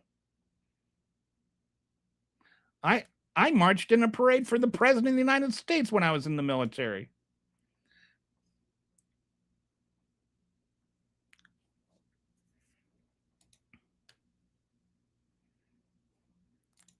My work wife was a cop. She says this is murder. You're a pog. Tell me different. I don't know what a pog is. I lived in Marshall, then Ballatin, then Mankato for a good while. Been to Mankato. That's actually, if I remember correctly, that is. Oh wait, that's over by Minneapolis, right? Is that right? Where's Mankato?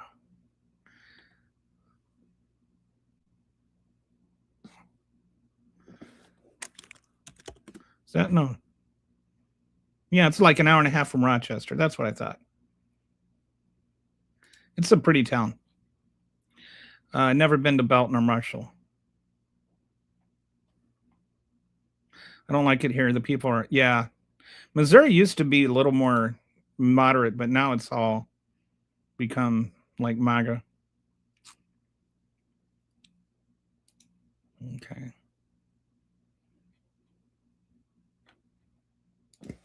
You should know better. The president does. No, he does need permission. That's the whole point of the Constitution. Every president needs permission, and I've been saying, like as I've been saying, it's been gradually eroding that for the last 75 years. Because it's not because Congress didn't say.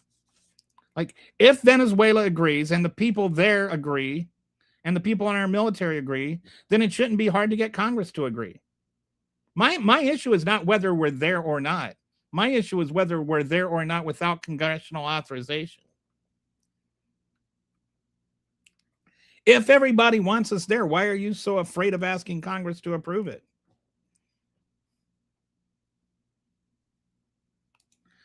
No, I did not get a medal for that. It was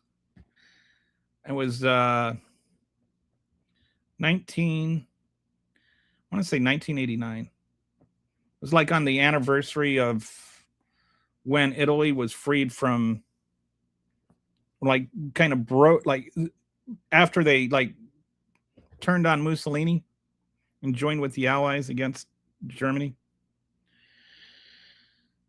And there was like this big commemoration of some sort of battle that happened. And George Bush came there and he was speaking in Rome. And like he spoke and the president of Italy spoke. And there were two people from every base or every squadron or whatever, like all the different military forces. There's like Navy bases there and Army bases there and Air Force bases there. Anyway, two from each squadron in from each base. So anyway, I was one of the people from my squadron that got to go there. And he walked around and introduced himself to us afterwards. It was kind of cool. I got to shake hands with the president. When, even if we don't have MOSs in the Air Force, we have AFSC, I think they were called. Anyway, it was a 906 medical administration. It was kind of cool because I was in charge of Aerovac while I was there, and as a result, I knew when all the flights, like when there was space available on a flight. So if I wanted to go to like Germany for a weekend, I could. Like I'd be like, okay, yep, I know that there's space available on this flight, and if there's space available, you could fly. We didn't even have a flight line there. We just used the Brindisi Airport, so we didn't even have to pay $10. I could go anywhere in Europe for free as long as there was space available.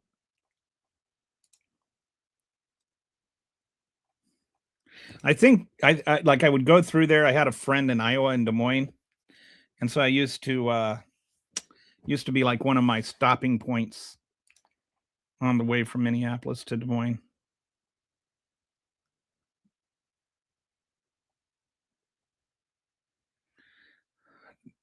2008 precedent says defense is not valid when an officer puts themselves in unreasonable danger. That's interesting.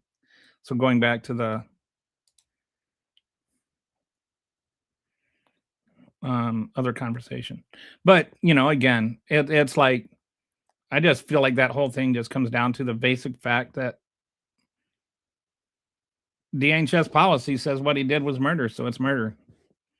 And it's not about what she did, it's about what he did.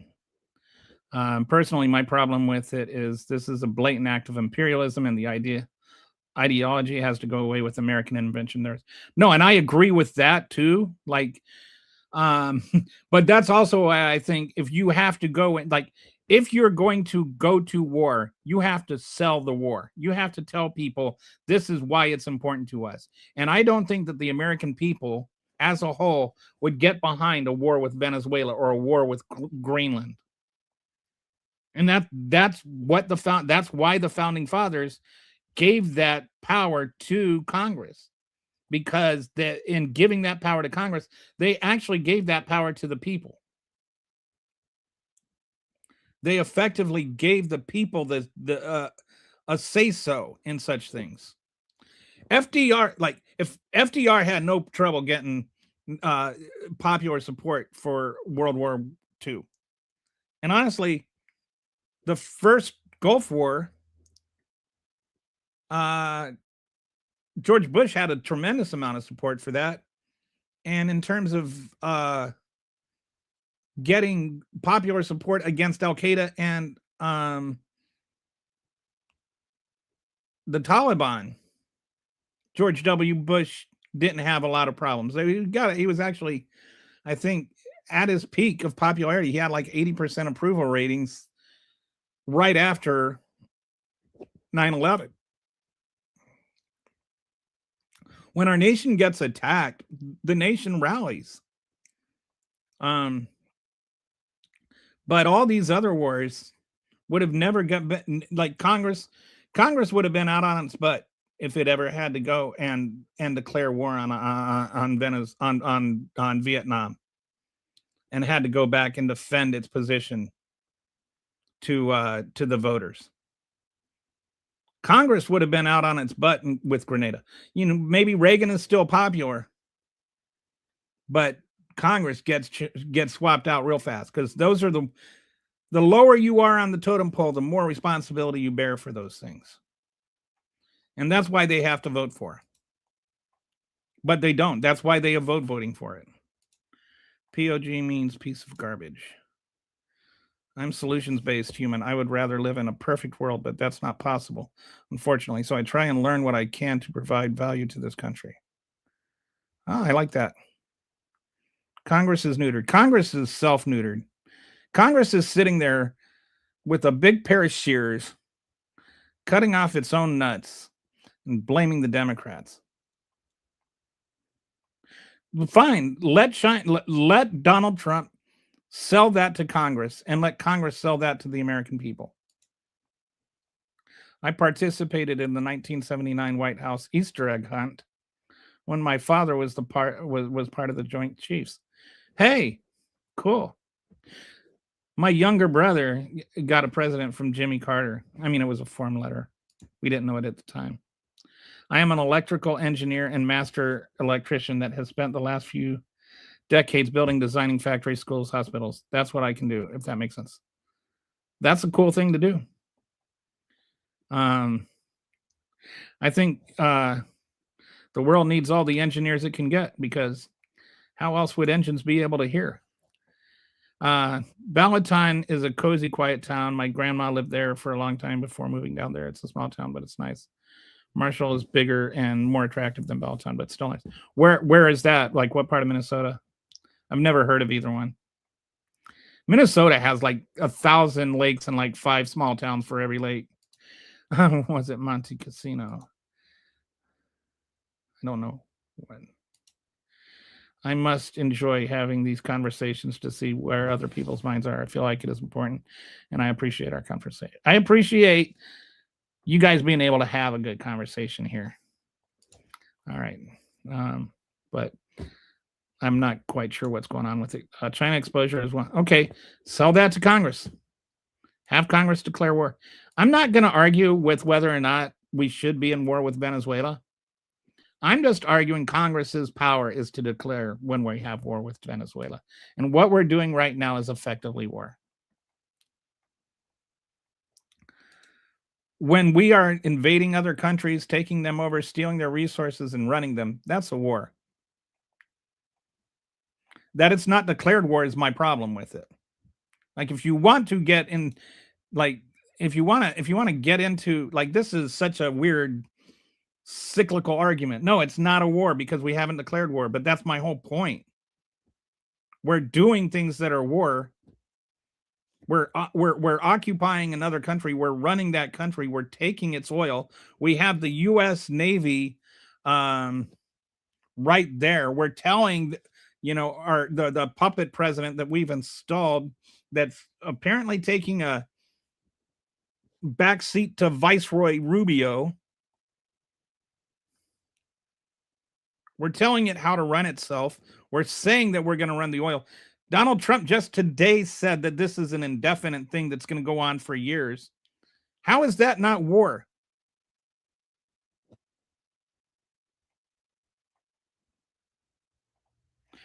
He has a concept of a plan. Actually, I think he even said the word concept again. No, we already conquered it. We conquered it. When you start taking its oil and running it, you just conquered it. Calling it not a war does not mean it's not a war. Anyway, my whole point about all of this is Congress should declare war. They shouldn't just vote on whether or not Donald Trump should, have to come back before he takes new action.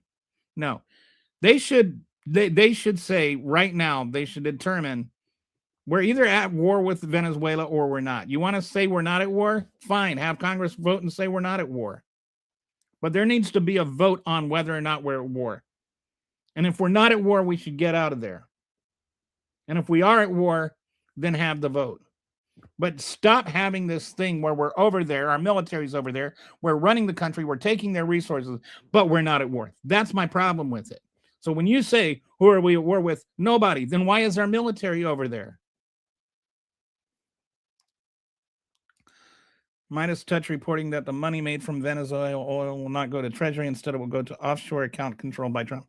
I haven't been this shocked since this big fiery ball appeared in the sky at sunrise. I was talking about this the day it happened. There's something called Blue Water, which put in a bid on Citgo for $10 billion. And then Trump media has these, I can't remember what they're called. Anyway, Trump media basically has control over Blue Water now through Devin Nunes. And it's only a matter of time before Blue Water has control over Argentina's oil. By the way, Donald Trump owns 41.2% of Trump media.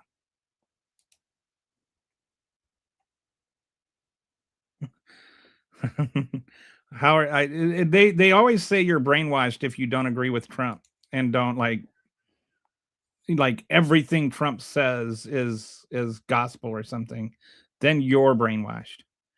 None of you know what you're talking about using words. I don't know who you're talking to.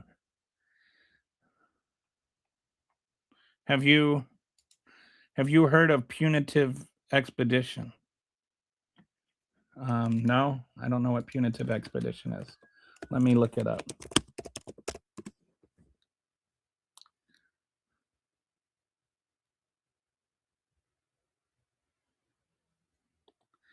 Okay, a punitive expedition is a military journey undertaken to punish a political entity or any group of people outside the border or the punishing state of union.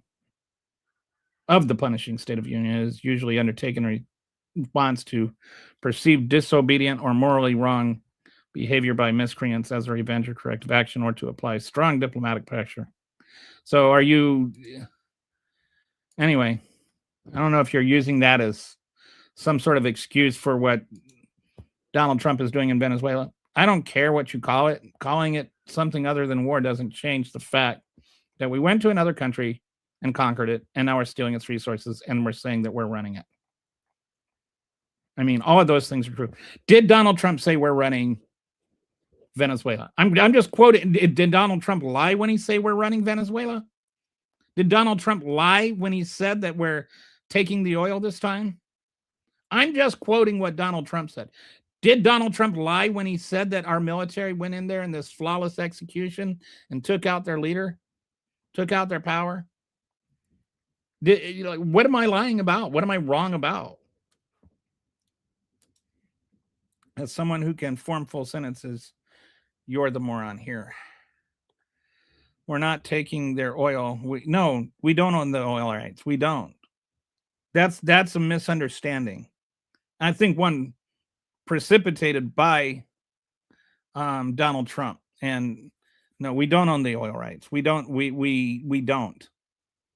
What happened is there was a contract with U.S. oil companies and a Venezuelan oil company. Then Venezuela nationalized their oil, and they ended that contract. And then they had to pay like billions of dollars on that. But that is not us owning the oil. Venezuela still has its own oil rights. It still has oil. That's not how international law works. And we went to an international court and everything. So no, we don't own their oil. We don't own their oil rights. Everyone should watch. That's actually, yeah, that's a spot on comment right there. The Constitution states exactly that. No argument. That about Congress declares war. You mean? I hope. If you ever see a political pro stream, I'll make you. It'll make you get listened to. I'm not actually. I've wanted to be who I am now since I was 4 years old. I'm not brainwashed. Oh, he's talking about you're brainwashed into thinking that you're trans. It's like amazing how people know what you think, Randy. Or Randy. I went from Rainbow Kitty to Randy Rainbow. It's amazing how people know what you want. That like have never met you and understand you better than you know yourself. In the 1920s, Chevron researched and explored for oil in Venezuela, invested billions. Yeah, and all of that is they are an owed money, and that's all true. But it's not theirs. It's not theirs, and it's not ours. Look it up. Like actually, look it up. Go to a fact check or an AI and ask: does the United States have the rights to Venezuela's oil? They did not steal it from us. They nationalized. Midas Touch is fake news and anything that I don't want to hear is fake news. How many military members of the United States are currently in doesn't matter. Who's running Venezuela? According to Donald Trump, who is running Venezuela? Do we have the Navy stationed right off the coast? Have we suggested that the military will get involved if the puppet president doesn't go along with what we say? Have we even suggested putting in the actual person who won the Democratic election there in 2024? So the point is, if we aren't at war with them, then pull the Navy out, pull our control out, let them have control over their own country. But we're in this thing that we're at war, but we're not calling it war. We're in this thing where we're telling Venezuela what they can do. We're taking their oil. We have our military embargoing them. We are taking their oil tankers with our military, but because we don't have boots on the ground, it's not war. No, I'm sorry. If somebody were to claim one of our oil tankers, if somebody were to not embargo, what's the word I'm looking for? Blockade the United States. When somebody were to come and put a blockade around the United States, would we consider that an act of war?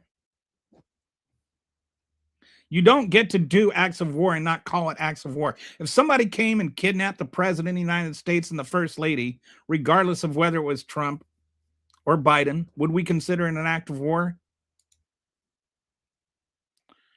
Citgo is on. Yeah, no, it's a private company, but I mean, it was a private company that's been nationalized, and it's actually being bought. Like anyway, come back once you've actually learned something. You are talking points, and none of this is relevant. We don't own their oil.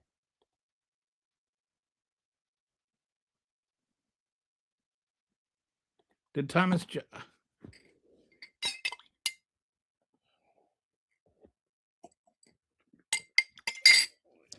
I don't know.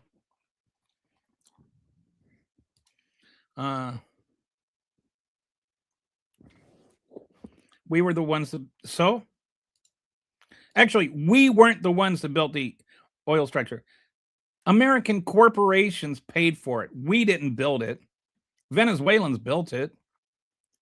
They just paid for it. No, we can't. As a matter of international law, we can't. We sued in international court. In international court, they legally decided that Venezuela owed those companies that money. We didn't sue. Chevron sued. And so there was a litigation between a U.S. company and Venezuela that they lost, and Venezuela had to pay. That does not mean the oil belongs to America. And here's the other thing about this oil. This is super. It's called heavy crude, and it's really crappy oil, basically. And it needs to be refined more. First of all the infrastructure is just rotted, and we have to redo all the infrastructure. And it's in a country where right now it's not that secure. It's not that safe. And you've got all of this pipes that need to be refitted. You need to update everything. It's going to cost billions of dollars to do that. And it's going to take years, and it's going to take all kinds of security to do it, to get this crappy oil out. Then it has to be refined. And so it's going to cost like $70 to $80 a barrel to get it, just to get it out of the ground and refine it.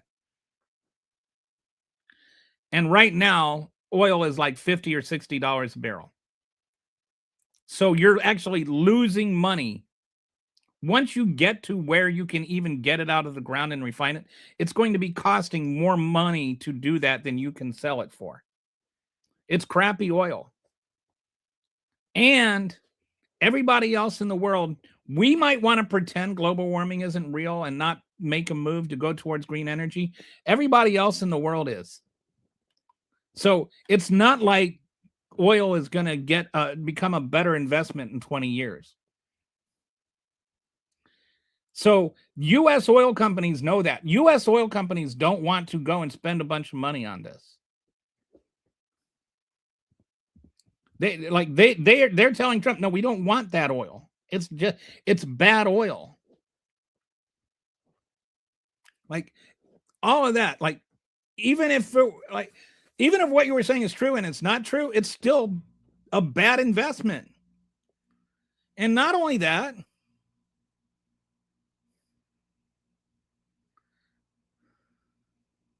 where was I going? Anyway, it's crappy oil. We don't want it. The American business. So because it's going to cost all of this money, Donald Trump is sitting there talking about U.S. taxpayers fronting the oil companies for this.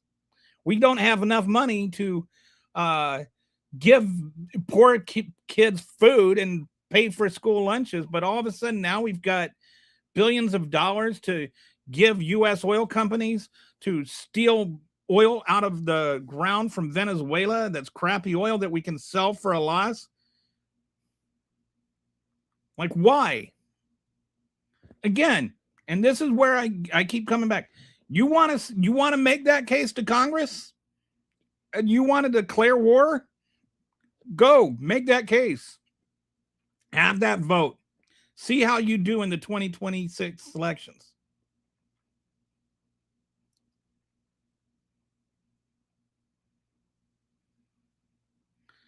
Who's the transphobe? I know, right? How they think they know me better than myself. They don't even know me. And I've known me my whole life. I've known me my whole life. I haven't always liked me, but I've always known me. Okay. Breaking: U.S. officials are reportedly discussing offering lump sum payments of $10,000 to $100,000 per person to Greenlanders as part of an effort to encourage secession from Denmark and a potential move towards joining the United States. What a joke. We're like just, why is he so obsessed with Denmark or with Greenland? I don't think we need Greenland for our national security. I saw this clip where some clown was talking about, how America has spilt more blood for Greenland than Denmark ever has. As though we've ever I don't know. Maybe there's like some great war for Greenland that I don't know about, but I don't remember anybody dying. I don't remember any blood being spilled, any American blood being spilled for Denmark.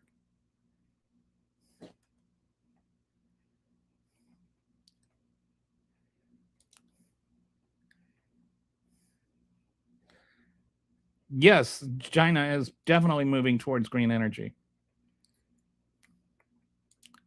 Uh, China, China built more green energy last year than we have built. Period.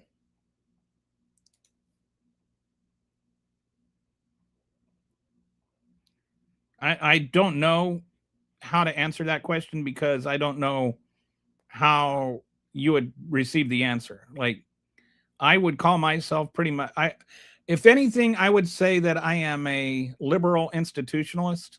Like I believe in the power of government and I believe it should be used for the people. I believe that it can be abused to hurt the people the way it currently is. So I think that the institutions of government need to be protected and they need to be kept clean.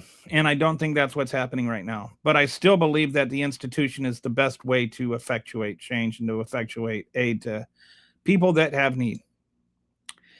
Sorry if that doesn't fit on left right grounds, but if the invasion and takeover was illegal, how did for the Republicans? Who's a liberal for Republicans? I don't know. We have refineries in Texas that were built for that specific. We still have to get it out of the ground, and it still costs money to refine it. And it's still, and it still need to be updated. I'm just telling you, the people that own those refineries in Texas are telling Donald Trump he doesn't want that oil. They don't want that oil. But remember how mad the MAGAs are about illegals getting money and benefits. Right. But we're ready to just pump money into worthlessness because corporations will get more money. The U.S. occupied Greenland on Franklin Roosevelt's order when Germany invaded Poland, World War II. So no blood was shed. Did Germany invade Greenland?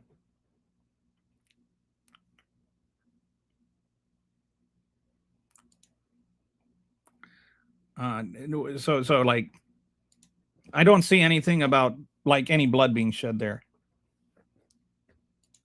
From all the Viagra keeping up his huge bleep. Sorry, kind of vulgar. Are you talking about the the overcompensator? Has to talk about his size. I'll delete that one. Ditto. I am not okay with giving someone in Greenland $100,000 of my tax dollars. Yeah, we can give them $100,000, but by gosh, don't give a child a lunch. Can you give an example where the institution affected change in a positive manner? Yes, I can. Can give you lots of them. Medicaid, Social Security, Department of Education, all the things that you think did not change. ACA. There's lots and lots of ways. I just don't believe all the slander about it. That's all.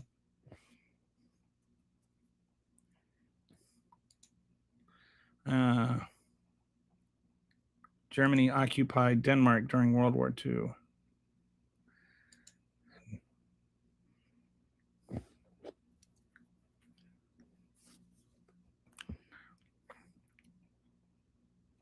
Okay.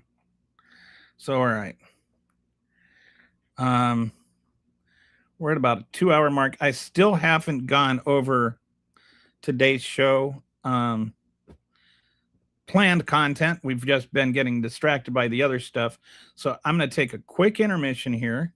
When I come back, we will talk about the DEI and all of that fun stuff.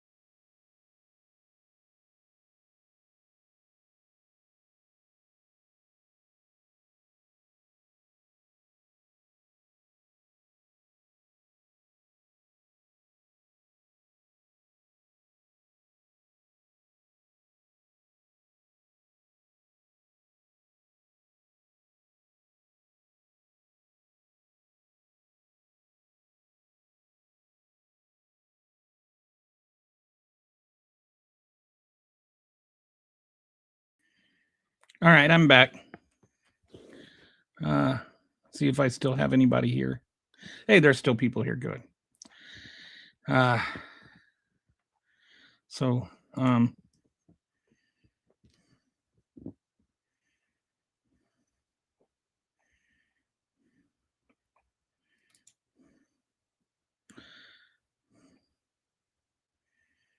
it's so weird how people fixate on what other people do with their lives. It's like, what? Or like, how does it affect somebody else? How somebody else lives their life? I've never met anybody that was actually hurt by a trans person existing. All I know is feeling boo boos. All right. So let me, I'm going to clean up my little studio here.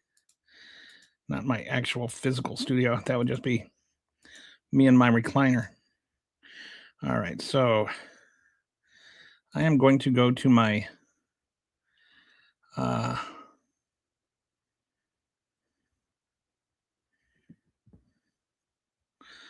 where'd that go? Hang on. All right, hang on.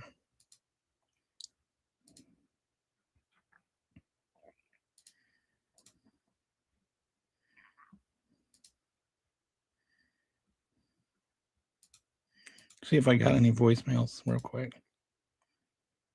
Nope, no voicemails.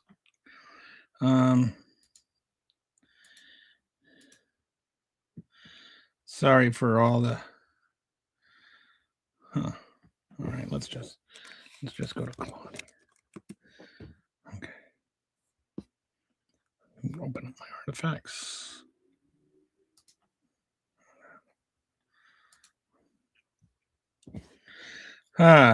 So anything happened while I was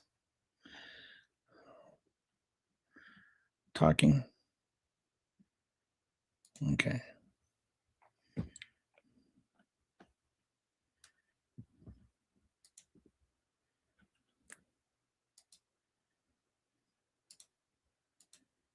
Okay, here we go. We got a dashboard.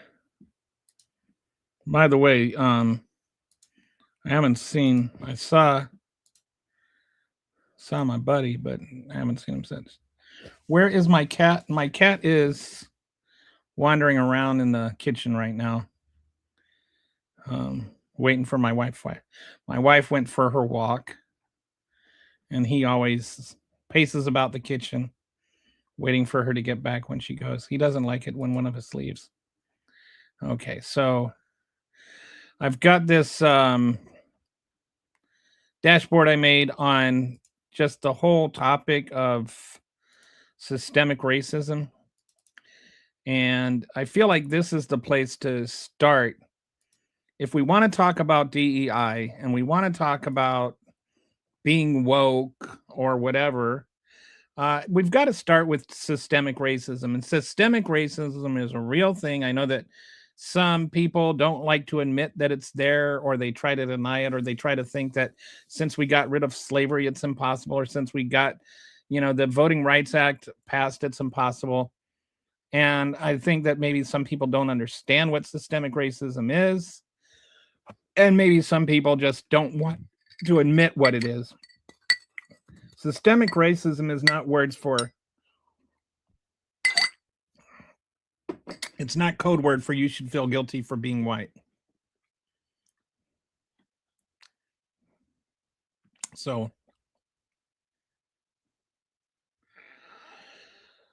all right, so let's start going into this.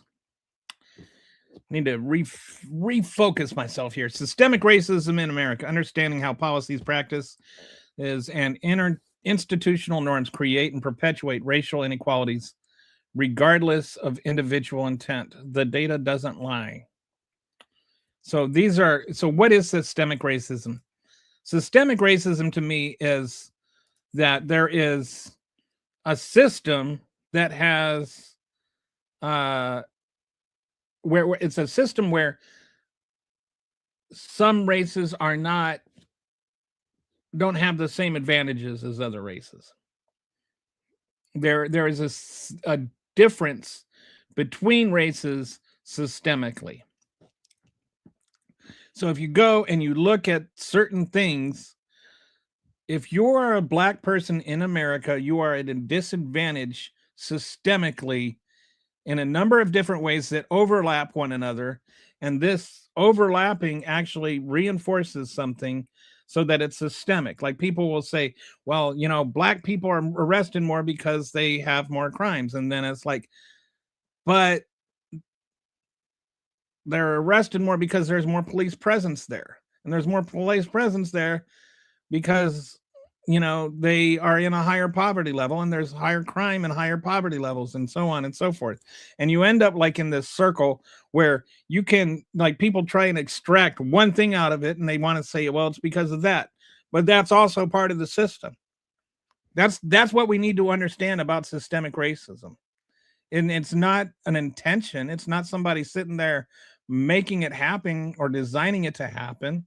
It's happened over 250 years and longer than that even, but because slavery existed before the country did. And so we have this system of racism in our country. And that's not a okay, Epstein. um Systemic racism is why liberation is the only answer. So anyway, there's a number of different ways I want to discuss how we have systemic racism here. These are some of the different areas. The first one I want to discuss is criminal justice system, wrongful convictions. I see all the time these arrest rates, right? And they'll talk about 50% of arrests are Black people. And they'll try to prove that means that Black people are 50% more likely to do crimes. And so then that justifies everything else. But Black Americans represent 13.6% of the US population, but account for 53% of all exonerations since 1989. This isn't about crime rates. It's about innocent people being wrongly arrested, convicted, and imprisoned. A lot of the people that get arrested aren't guilty of anything. So using high arrest rates to vindicate keeping arresting people when those high arrest rates also result in higher exoneration rates means Black people are not only more likely to get arrested, they are more likely to get arrested wrongly. They're more likely to get convicted wrongly.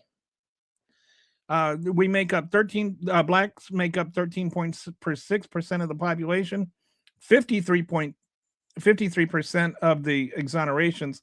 They're 7 times more likely to be wrongly convicted. So that's a sign of systemic racism. They are systemically at a disadvantage. You are more, and this is not like, I know some people are always like FAFO. Well, this is not an FAFO thing. This is a DFO, still FA thing. So by crime type, innocent Black people are 7.5 times more times to be wrongly convicted of murder. Innocent Black people are 8 times more likely to be wrongly convicted of sexual assault. Innocent Black people, and I want to emphasize the word innocent Black people, are 19 times more likely to be wrongly convicted of drug crimes, despite Black and white people using illegal drugs at similar rates. It's just enforced more against Black people, and it's enforced against innocent Black people. The whole way that the judicial system operates is not nearly as fair as we like to pretend it is. Police misconduct appears 50% more frequently in cases of Black exonerees. Black people spend an average of 3 times longer in prison before exoneration for murder, and 4 years longer for sexual assault. So they're more likely to be wrongly convicted, and when they are convicted, they get longer sentences, even when the rest of the history is the same or similar. This evidence literally proves innocent Black people are more likely to be arrested, convicted, and imprisoned. So that's one aspect of systemic racism. Okay, and then people are like, well, what about poverty and stuff? Okay, what about housing, the appraisal gap? Studies have documented cases where the exact same home was appraised at vastly different values based on the perceived race of the owner. So there was this famous example of Paul Austin and Tanisha Tate, who had a home in Tanisha Tate Austin's home in Marin County, California. And they were selling their house, and they had somebody come out and appraise it at $1.15 million. And, I think they had a few people come out. Then they had some other people come out, but they had white friends pose as the owners. and they got an average of 1.15 million offers when they, the black couple, were selling the house. When their white friends were selling the house, they got a $500,000, $1.64 million more offered on that house. So this is a systemic problem. Even the ability to build wealth and, like based on your home value and stuff like that, your house, you won't get as much for your house if you're a black person than if you're a white person. Homes in majority black neighborhoods are valued 21 to 23% below what their valuations would be in non-black neighborhoods. When you even account for like crime rates and all of that, and you're talking about the same type of home, same number of bedrooms, same square footage, same backyard. Only difference is who your neighbors, what race your neighbors are, then it sells for less. Location, location, location. Well, depends. Are you around black people? Are you around white people? If you're around white people, your house sells for more money. Homes in majority black neighborhoods are 1.7 to 1.9 times more likely to be appraised below the contract price. So this amounts to approximately $156 billion in lost equity nationwide for black homeowners. 12.5% of homes in black neighborhoods are appraised below contract price versus 7.4% in white neighborhoods. So this is really bad, right? We talk about things. Somebody was talking about like there's no disparity, there's no wealth stuff recently, and there is. You even if you work and work hard and save up and do everything and get a house that's worth $1 million, you still are a victim. And they're going to try and take advantage of you, and your house is worth $500,000 than if you were a white person. This is not a theory. Actually happened. Wealth gap. And so then it's like, okay, it goes from generation to generation too. How much money are you able to inherit? Like this family that had the $1 million home, their kids will inherit some money from them based on what their estate is, right? But their estate is going to be worth less because they're black, even though it's the house that same estate would be worth more money if they were white. How inherited wealth compounds over generations. So black families, 10% receive inheritances. White families, about 30% receive inheritances. And then how much you receive. Average black family receives $100,000. Average white family receives $195,000. So that's like the home you put a down payment on or the business you start. All of that is affected by how much inheritance you might get.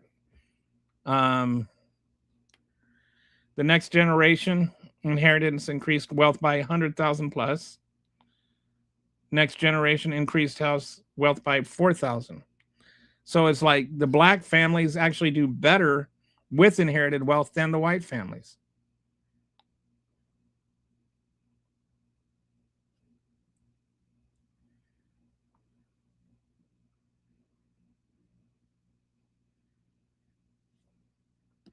I'm not sure what that means. Anyway, nearly 8 times less wealth.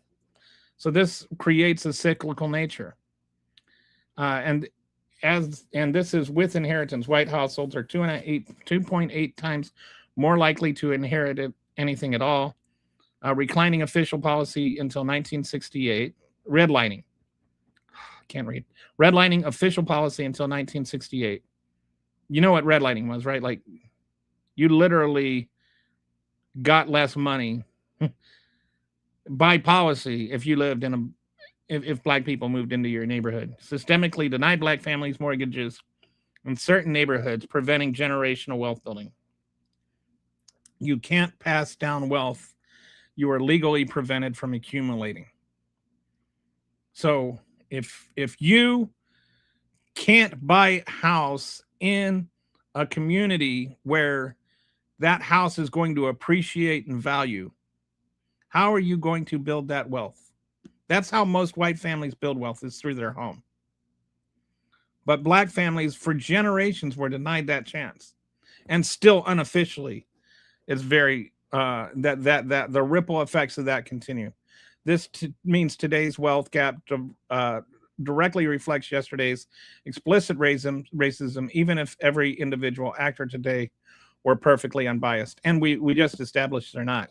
But this is what I talk about systemic. It's not an intentional thing. It's not everybody that's involved is like being racist, and there's not necessarily any racist laws or anything like that. But it's just the system has created a market where the people that own homes, black families that own homes, have less value than families that own white homes.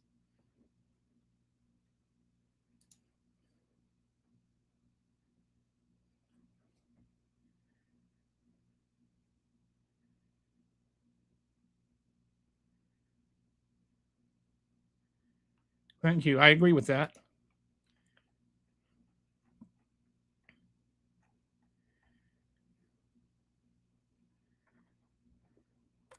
I think am anybody I don't know if anybody's paying attention to what I'm talking about right now.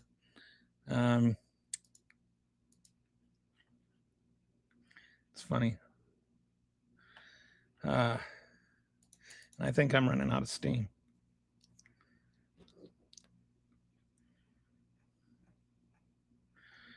You know what?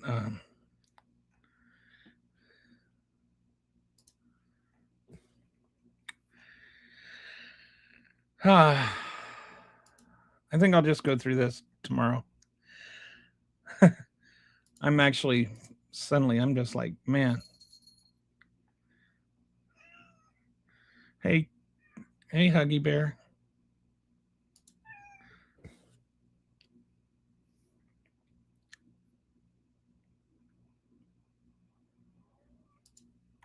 So I'm gonna take this up tomorrow. I'm actually kind of suddenly hit a wall with my long COVID and stuff. I think I'm out of steam for the day.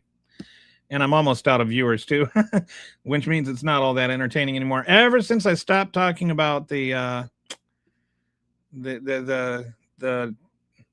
ICE terrorist attack. So thank you, Kitty. Oh, I got 2 kitties on my stream, and I got 1 kitty on the floor asking for my attention. So anyway, oh wait, somebody did say something about this. I think the housing was a great example. Healthcare is also a good one. It's just sad. Anyway, it's sad how it's all overlaps and everything, and like nobody seems to care or notice. Seems like 2000, everybody, or 2020, everybody was all about it, and then I'm gonna be an ally, and then everybody forgot. Anyway, I think I'm just gonna sign off for the day. Gonna end early today. And appreciate you guys, especially the kitties. And I'll talk to you guys tomorrow.